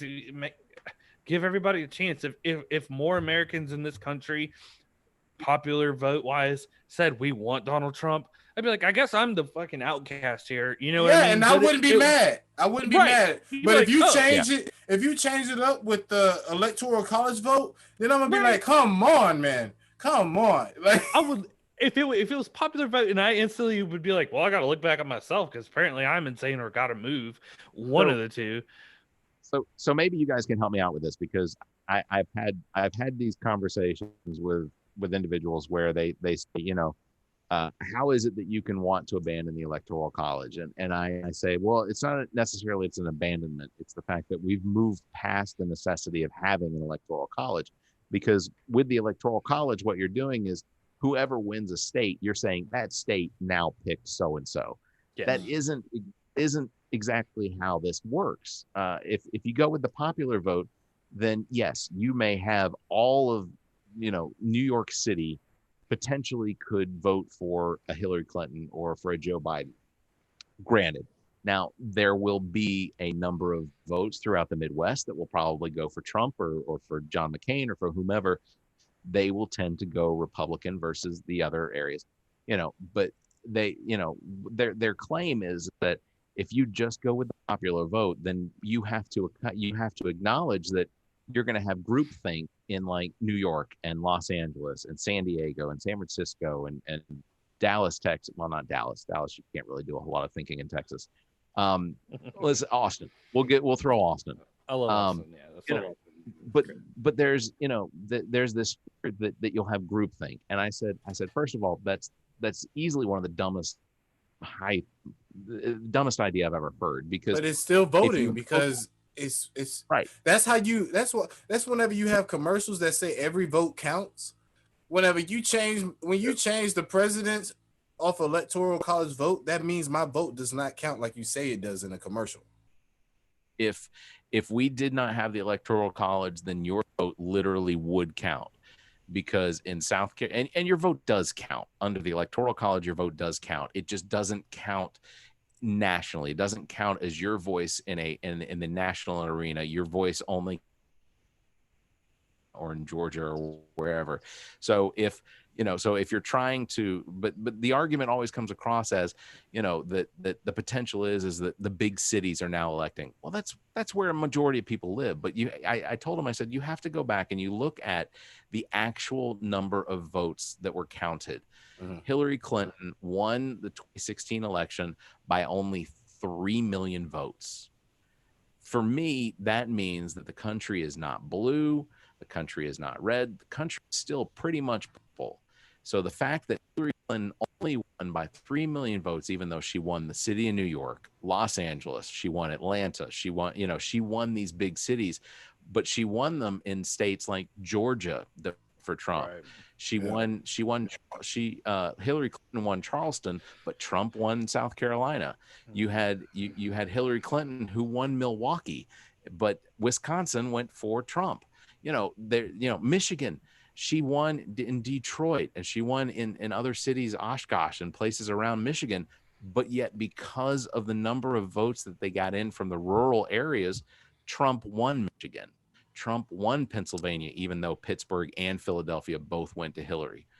This idea that if you take away the Electoral College, then everything just goes to crap is insane. The Electoral College was really just designed to keep the United States pretty much from the citizens being able to vote a populist into place. And that's exactly what happened. The Electoral College created the situation where we now have a populist in the White House. And you would have, and a big thing about it too, and it was instituted, the Democratic Party was winning a lot of it, and it would still probably be that way. I mean, kind of saw it with this election. But I want to bring it back to what Trent had said on the last episode. I'm tired of left wing. I'm tired of right wing. We were one bird. One bird, man. One bird. And we need to, sit down and, love your neighbor. Love that person. Even someone tells me they're a Trump supporter, I don't go like, well, fuck that guy. I am right. So down to sit down and talk with you. You're a human being. You got your reasons. I got mine. I am willing to sit down with you and let's talk. You know what? When you get down and you do that with people, and we've done it with guests here, we haven't had necessarily a vehemently opposed right-winged person, but we would find we have everything in common, but there's going to be these couple differences.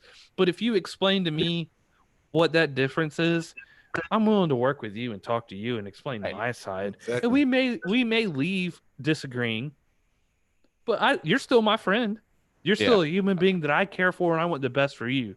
I want you to understand that people of color don't really care to see Confederate monuments around. I would like for you to understand that Black Lives Matter is a thing because it's a historically disenfranchised race of people that were literally brought here in chains. That, yes, all lives do matter. You are missing the point. But it's black people's time. It's absolutely it's your time. I use the same thing every single time somebody says, well, don't all lives matter? I said, yes, but if my house is on fire and yours isn't, where's the fire department going to go? Yeah. You're not going to be yelling at the fire department that my house matters too. Exactly.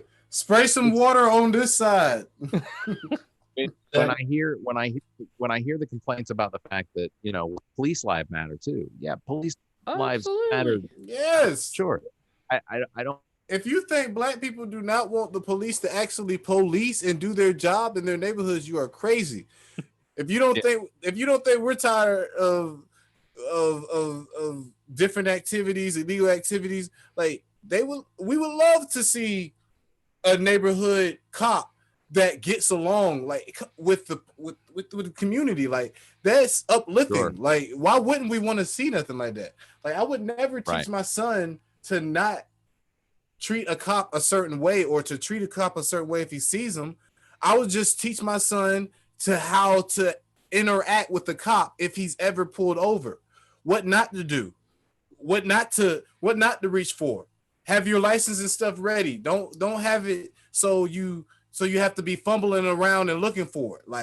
Like those are the type of conversations people should be having with their kids when this stuff is happening, because that's the type of stuff that's not getting projected. Because I'm not saying this happens all the time, and I want to be very careful with my words, but if you're not taught how to interact with police, and then you have a cop that is not having a good day that day, and say for instance his wife got under his nerves and wouldn't give him some last night or something crazy, and he's got a chip on his shoulder the next morning he woke up, You get in with 7 rounds in your back. Exactly. Like you just never know who you're gonna interact. Who's your cop gonna be? We don't have the pleasure of when we get pulled over, a robot comes to the side of our car and says, here's your ticket. You did this, and leaves. Like that doesn't happen. We're not there yet. So we have to deal with these cops, and we need to know how to deal with these cops correctly. And they're people that are gonna make mistakes.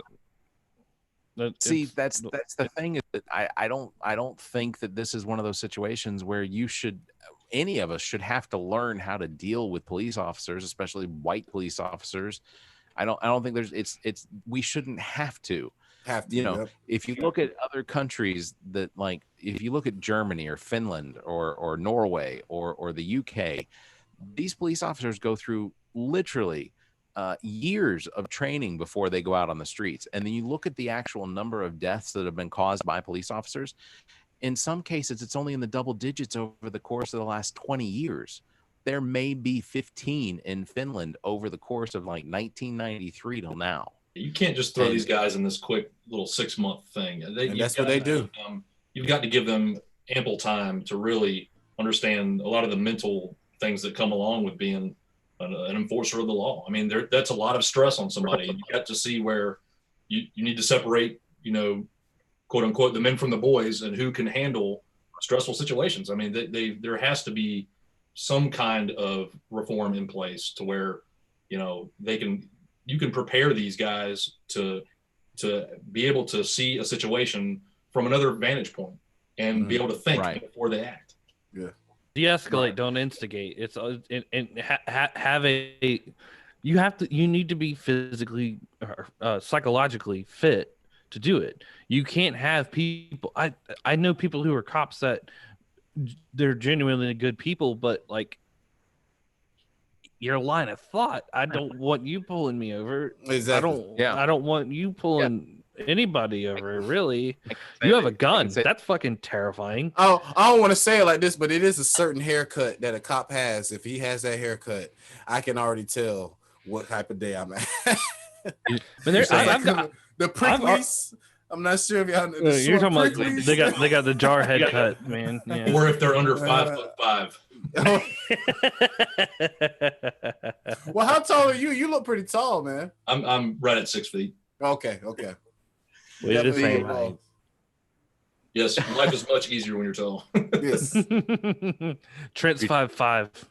No, I'm not, man. I'm 5'11" and a half. We'll give you that half inch, man. Yeah. You can join the 6 foot. If I wear the right shoes. That's what your mama's new boyfriend said too. That's what your mama did. I had to. I saw it. It's right there, man. I'm telling you, it's alley-oops all day long with this. Here's another highlight from one of the Trump sons.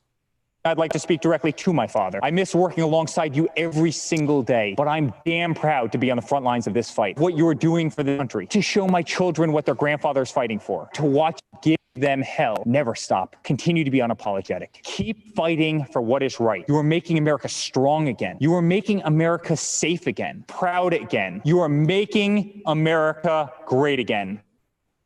We all know who it was. Yeah, we all know who that was basically writing a love letter to his father. Because I think we all know Eric Trump is basically the ignored son of Eric is the ignored one. He basically came out and said, "I love you, America. I only take the rest of my time. Dear father." Yeah. Please call me.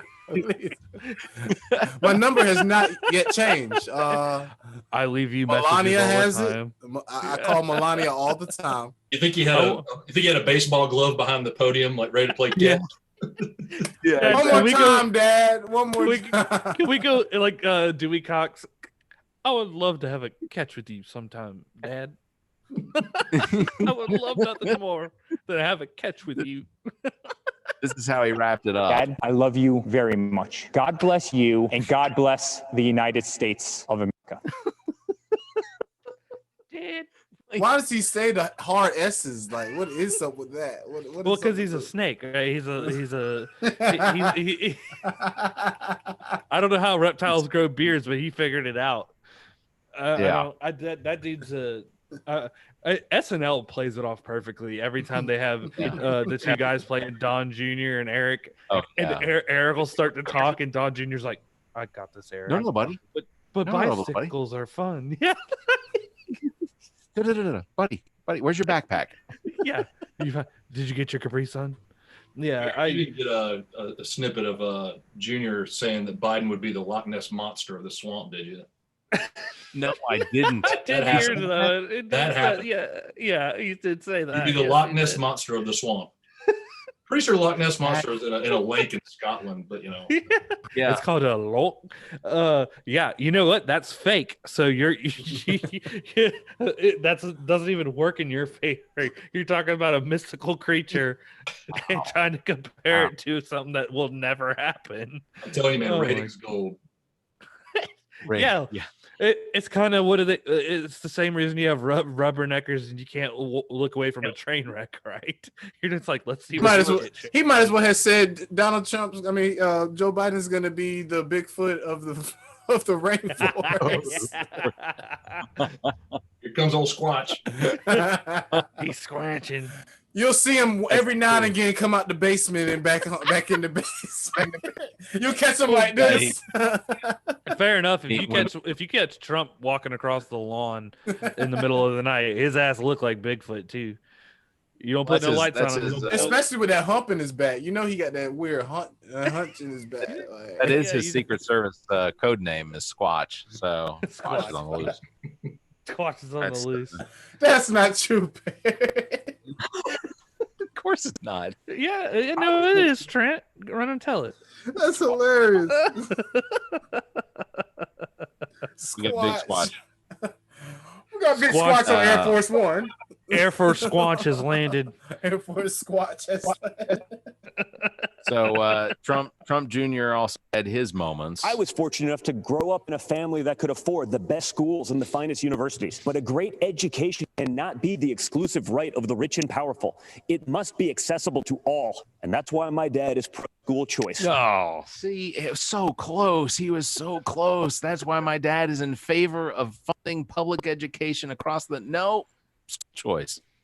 And I'm not against school choice. I'm just against using taxpayer dollars to take money out of public education for school choice. If you want your child to not go to the school they're zoned for, then you should probably figure out how to take.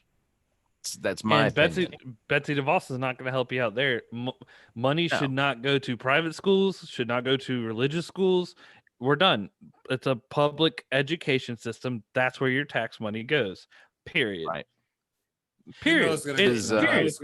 And Betsy DeVos is trying to have money, public taxpayer money, funneled to private schools. Right. That is because horseshit. private schools are generally owned by fairly affluent people that are always looking for, and we all are. But if you're giving parents the choice of being able to send their students or their kids to a private school, and that money is now beginning to defund public schools to send those kids, I have an issue with it. It doesn't add. That's like going and cutting Vanderbilt a multi-million-dollar check when they do not need it. It's right. A private college. It's a private school. Well, literally, people have been going to jail mothers have been doing this for years, been using other people's address. Yeah, using other people's addresses to send their kids to better school. Like it's been happening. But it happens with sports too. Go play football at Myrtle Beach or wherever. Yeah, it's absurd. They'll have the address of Walmart at Myrtle Beach. Like, man, the high school knows, but they're not gonna say nothing. Come on now, you know they know what time it is. It happened at Chapin. This was all I actually got out of what Donald Trump Jr. said. That's why my dad is pro-choice. That's all I got. That was all I got out of it. Imagine the life you want to have. One with a great job, a beautiful home, a perfect family. You can have it. Imagine the country you want to live in. One with true equal opportunity, where hard work pays off and justice is served with compassion and without partiality. You can have it. Imagine a world where the evils of communist and radical Islamic terrorism are not given a chance to spread, where heroes are celebrated and the good guys win. You can have it. Yeah. Does that sound at all what we have going on now? Anywhere? That sound like a ShamWow commercial. Yeah, it did. Exactly. It was the crappiest motivational speaker. This is what I got. You can have it. You can have it. You can have it. You can have it. He must have said it over and over, over. Talk is cheap and you're going nowhere. So turn it into a drinking game. Either that or between how many times it said China virus. Yeah. Oh my yeah. God. Exactly. Kung flu. Can we leave that in 2020? Can we leave China virus in 2020? I'll it just doesn't sound good. Like, it doesn't have a good ring to it. Maybe if you had a cool name for it, but we need a full on mulligan. We're I like when he said the Kung Fu flu. I think he said the Kung Fu flu. I like that. That was pretty. The Kung Flu. That was pretty. I can deal with that. The China virus. That sucks, man. I don't think he came up with that one. Hey, real quick. Yeah, let's go ahead, Zach. I was just gonna say.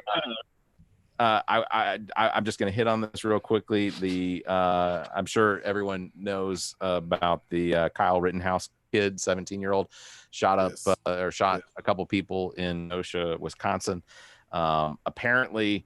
Let's see. So just in reading some of this, 17-year-old self-identified militia member, which, by the way, we don't have a militia, has been arrested and charged with murder in the fatal shooting of at least 2 people in Kenosha, Wisconsin.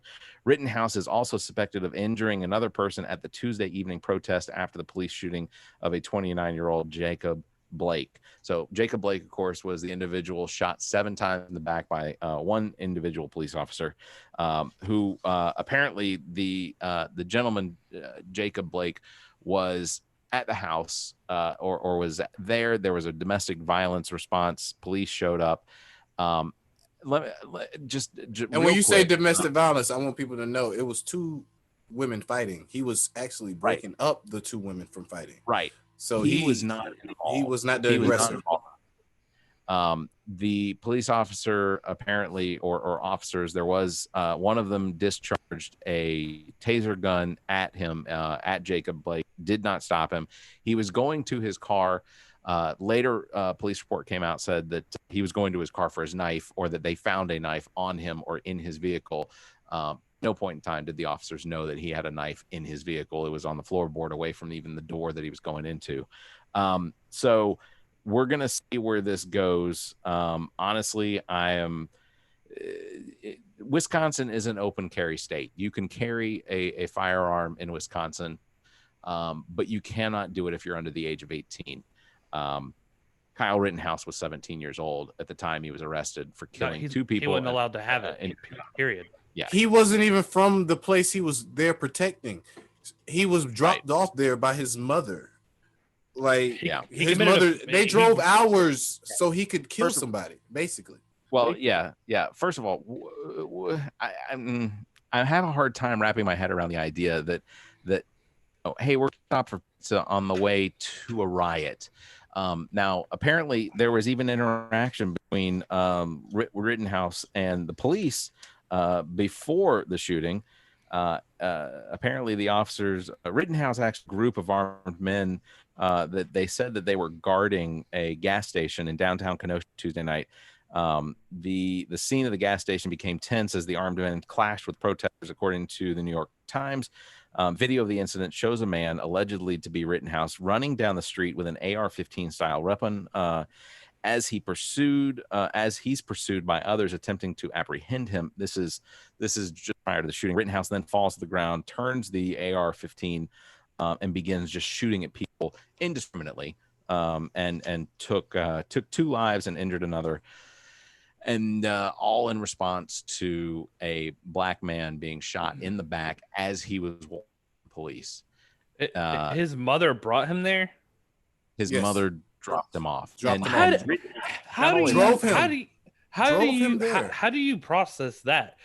Honey, Have fun at your protest. Don't forget your 30-round mag. Did you pack your hollow points? All right, and here's your bologna sandwich. I had a hard time getting my mom to drop me off at the movies. I'm telling you, man. dog. Your mom's dropping you off with an AR. Come on, man. There's some deeply seated shit that went on for your mother to knowingly drop you off at a protest. You're with your 17. assault rifle, and You're 17. that you aren't legally allowed to have. Just so you all know, he was not arrested on the scene. The police gave him water. Yeah. This video, the police gave him water and literally said, "Thank you guys. We appreciate everything you're doing." In the video, the cops and people had been coming up to the cops saying this guy had shot somebody, and the cops they were acting like they didn't even care about it. They was like, so. And do not look at the pictures of the guy he clipped in the arm. That shit is disgusting. It's crazy. And that guy lost his arm. He did lose his arm. I'm sure, dude. There was nothing left of an arm. Like, yes. I had to defriend like a few people on Facebook because they're supporting murder. Yeah. There are a lot of there's a lot of people out there supporting this kid. Right. He has $100,000 raised in like 24 hours for his on a Christian. By a Christian organization. Yes, by a Christian organization. It's all because he did have it originally on GoFundMe, but GoFundMe took it down, and before they took it down, it was almost at 50,000. So wouldn't be tithing that day. Yeah, there's we're gonna see more of this. We're gonna see more about this come out over the course of the next week. He is set to be arraigned this week, so we'll see where they go with that. Just real quick. We're gonna do irresponsible headlines, and Trent, I'm sorry, Zach, are we gonna do a this or that? I didn't get a this or that for this. No? Okay, that's all I'm gonna say real quick. Apparently, the White House pool is reporting Trump salutes by far too many middle fingers to count on his way to the New Hampshire rally. So on Friday, as Trump was leaving the White House, he was greeted with what some are describing as far too many middle fingers to count. The motorcade left Pennsylvania Avenue or down Pennsylvania Avenue en route that took them past the throngs of protesters and presumably here for the events making the anniversary of Reverend Martin Luther King Jr.'s March on Washington. Which, by the way, if you haven't seen that, go back and watch. It was that crazy. footage. Unbelievably large crowd and awe-inspiring, just amazing. It looks the same way. It looked the same way. Like Al Sharpton gave a crazy speech, man. He was feeling it that day, boy. He was feeling it. Al Sharpton was so fucking loud, he wasn't even near the microphone. You heard what the hell he was saying to people. You're right. We got 2 minutes. Where they at? Like just like going at it. The difference between last time and this time was like 90 pounds though. Yeah, he's lost a lot of weight.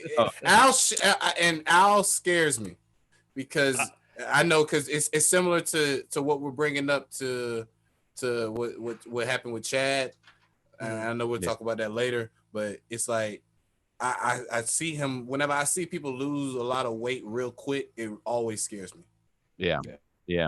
All I'll say is apparently this is becoming a thing with protesters outside of the White House up across from Lafayette Square and down Pennsylvania Avenue. Is that anytime the motorcade makes its way down, apparently there are throngs of people that are just flicking the president off. So that to me is hilarious.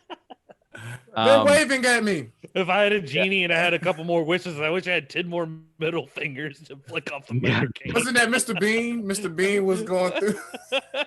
You should have started the wave. Yeah, that would have been great. Hey to everybody. Yeah, waving. Well, once again, not to bring it down for the week, but we did lose Chadwick Boseman, who a lot of us know as he was King T'Challa from the Marvel movies, Black Panther. We did lose him on Friday to colon cancer, which is unbelievably sad. It's amazing how much he did over the course of the 4 years after he was diagnosed and chemotherapy and radiation and just everything that he went through and was still able, and I get it. I know it's acting, and I joke about the fact that, you know, I don't think that Chuck Norris and and Bruce Lee were, you know, as great as they were. They are. I'm not going to take it away from them. They are. But Chadwick Boseman, the amount of work that he had to put in to never let any of us know that he was going through what he was is just unbelievable. And a South Carolina native, from I believe, was he from Georgetown? Low Country? Oh, was he from Anderson? Yeah, he went to Tijuana. The thing when Black Panther came out, I have multiple comics that have had Black Panther come into it. What I didn't understand before the movie came out, and it didn't register to me. And Trent, I know you'll get it. Is black kids of color, but especially black kids, black people, got a superhero that looks like them. Yes. You got your Iron Mans and your Thor, and you got all these white people. I'm represented on there. Yeah. And they it's that power. It's that that's the first movie I cried at, when at the end he fights Killmonger, and he goes, "I'd rather jump into the ocean and die than live in chains." When he said, "I can save you," he goes, "I'm not doing that." Yeah. Which that was a kind of a full circle thing, and they talk about it. That's a movie that really didn't have a bad guy. Killmonger wasn't a bad guy. No, right? He was just a guy that was led down the wrong path. Exactly. I remember sitting in the theaters, dude, and when they said that line, I'm sitting there with tears just running down my face. And the world is worse for not having him. Yeah.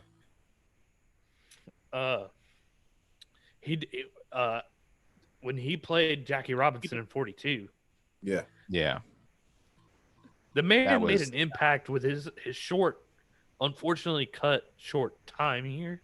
Definitely did that. And whenever you can touch that many people, so quick, play so many iconic characters and just change up. I mean, you play so many characters that I'm not even getting tired of seeing you on the screen. No. You understand that? You're like, it's like you're able to reinvent yourself so much that I'm like, oh yeah, maybe that is Jackie Robinson that's playing. I don't even think that when I'm watching the Black Panther. I'm thinking it's all completely different movies. This is a whole new character, and he bodies every character that he played. And he said that it would be no him if it was no Denzel Washington, and I strongly agree with that, because on the path he was on the way to, and I think he's already made it, to be honest with you. Him and Denzel Washington have to be in the same conversations, because it's the movies and the iconicness of what he has done in such a short time. It's almost like Tupac. You get what I'm saying? Yeah. Like, for him to be 43, you had to know that he didn't get his real break until he got into his maybe 30s. Maybe you get what I'm saying? So he was a watershed kind of an actor. He basically taught a whole new generation how to have pride in their heritage. Yes. Right. Yeah. That's something that only a few actors every generation, in whatever category you want to put him in, have done. I mean, this is probably not a great comparison, but he's almost like a black Tom Hanks, just like he's like a national treasure. They just they play these characters that mean things to people and that touch people. Yes. So it fully embodies it. I definitely see what you mean by Tom Hanks, because Captain Phillips and Castaway, you would say, okay, it's kind of similar as far as Stranded with, but you get what I'm saying? Like, you would think that it wouldn't be two different movies, but you clearly don't put those two together, and you can say like he played this one and he played this one. Yeah, you know what I mean? The difference is you go watch a movie with Jim Carrey in it, you see Jim Carrey.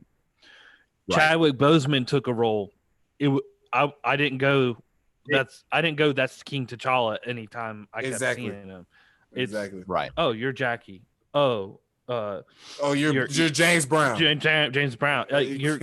you're new every time. Every time. Yeah. You're embodying a different role. It was not like if you watch there are actors that you watch them, and I make the comment almost every time I see certain movies. I go, well, that was so and so just playing. It's Richard De Niro.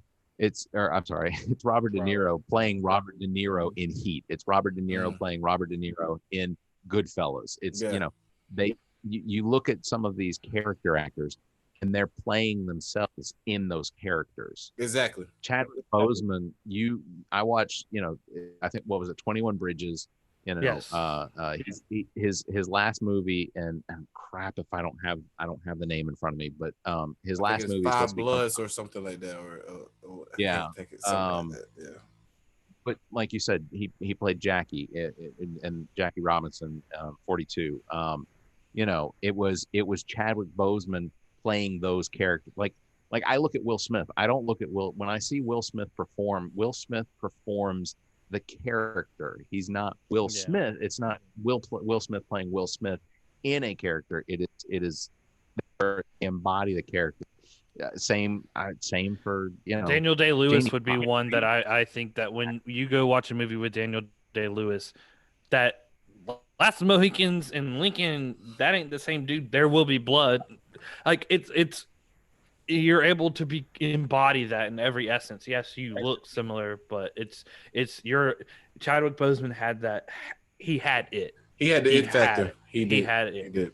And I get that I am emotionally weak, and I would love to be able to read through some of the things that a lot of the people that worked with him said on Twitter, but I think I'm going to leave it just for they said it on Twitter. You can go read it there, because I'll be honest, I don't know that I'd be able to make it through it. So, man, you got Oprah saying something to you, man. That's only a dream. Somebody from South Carolina, a small town guy from South Carolina. You're inspiring Oprah. Come on, man. I'll tell you that if they put Rocky's his statue up in Philadelphia on those steps, go downtown and put Chadwick Boseman up there. Go downtown, put him on the State House steps. I'd love it. So which Chadwick Boseman would you put? Just Chadwick Boseman, or would you put? Oh, he's got to be. I'd give him the Black Panther helmet under one arm and a baseball bat under the other. And then that'd be dope. Oh man, that'd be dope. Like just add a couple things that from each movie, that was him. Yeah. I mean, you do it. I'd be happy. Who else? That's your local politician. Yeah. Submit it, man. Right. Do it.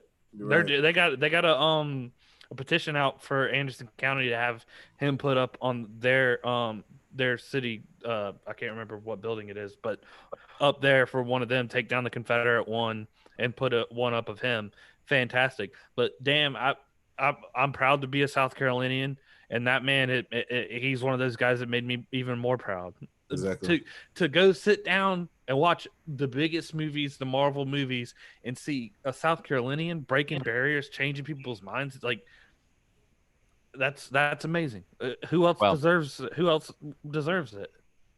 So just in case anyone feels like putting on a Chadwick Boseman marathon, you got Black Panther, you got both of the Avengers, Infinity War and Endgame, 21 Bridges, Civil War, you got Defy Bloods, 42, Marshall, Get On Up, Message from the King. I mean, he had an outstanding career. Oh, his catalog is impeccable.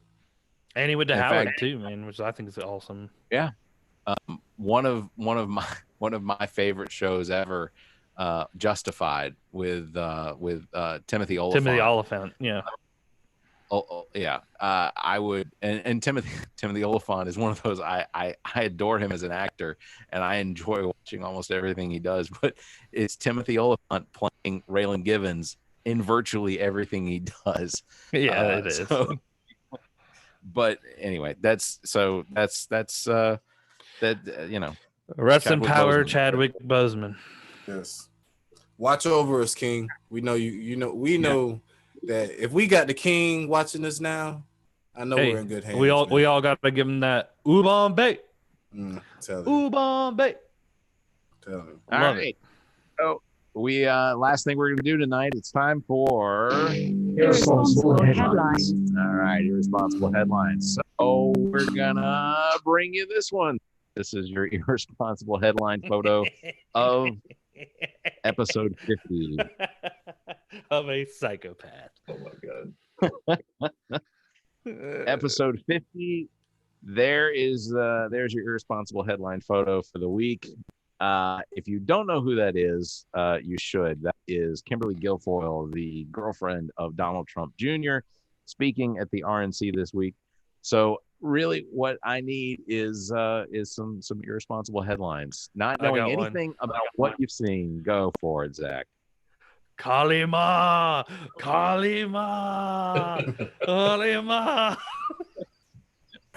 I got one for you. Okay, I got one. I'm gonna take it back to Mortal Kombat. It has begun. And fight. All right, I got one for you. I just smoked a rock this big. Our lines were this long. We built this much of the wall.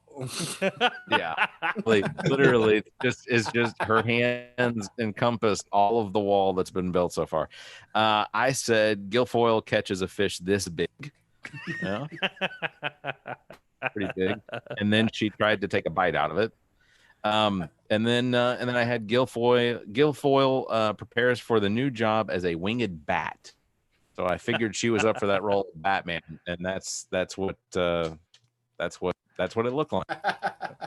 I look at her like she god dang, what's her name from Mortal Kombat, the chick with the white hair that would yell just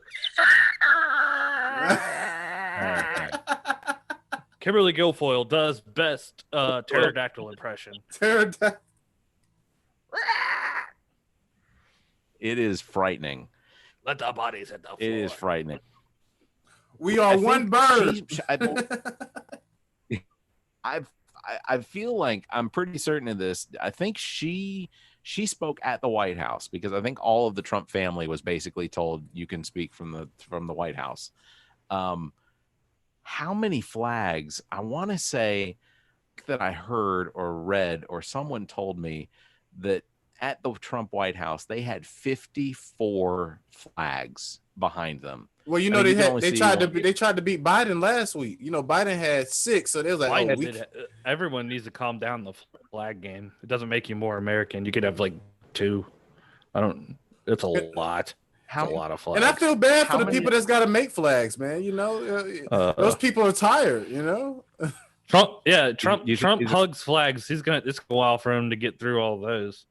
I was gonna say 54 flags. He's gonna spend the entire night like flags. Oh my God! I'm surprised. I'm not surprised now to know how tired he was before doing his speech on Thursday night, because he was literally having to molest 54 individual flags. No, how tired he was, Barrett. You're missing out, man. You're forgetting the army people that had to fold those flags up after they had to come down. Oh no, dude! They probably like put them in the trunk of somebody's car. They're like, America, bring. And before we end, I think it would be hysterical, and I have it on my 2020 can't get any worse bingo card. If somebody plays the Team America World Police, someone has to play it on the Trump side at one point where they go, freedom isn't free, is a hefty fucking fee. Displaying that whole thing, someone is gonna play that song. Fuck yeah. Yeah. Gratuitous sex scenes between those marionette puppets is worth it in spades. You watch that movie for nothing else. Just watch the sex scene. And the unlimited vomiting at one point. Oh yeah. That movie is fantastic. Man, sex scenes was the reason I used to watch a lot of movies.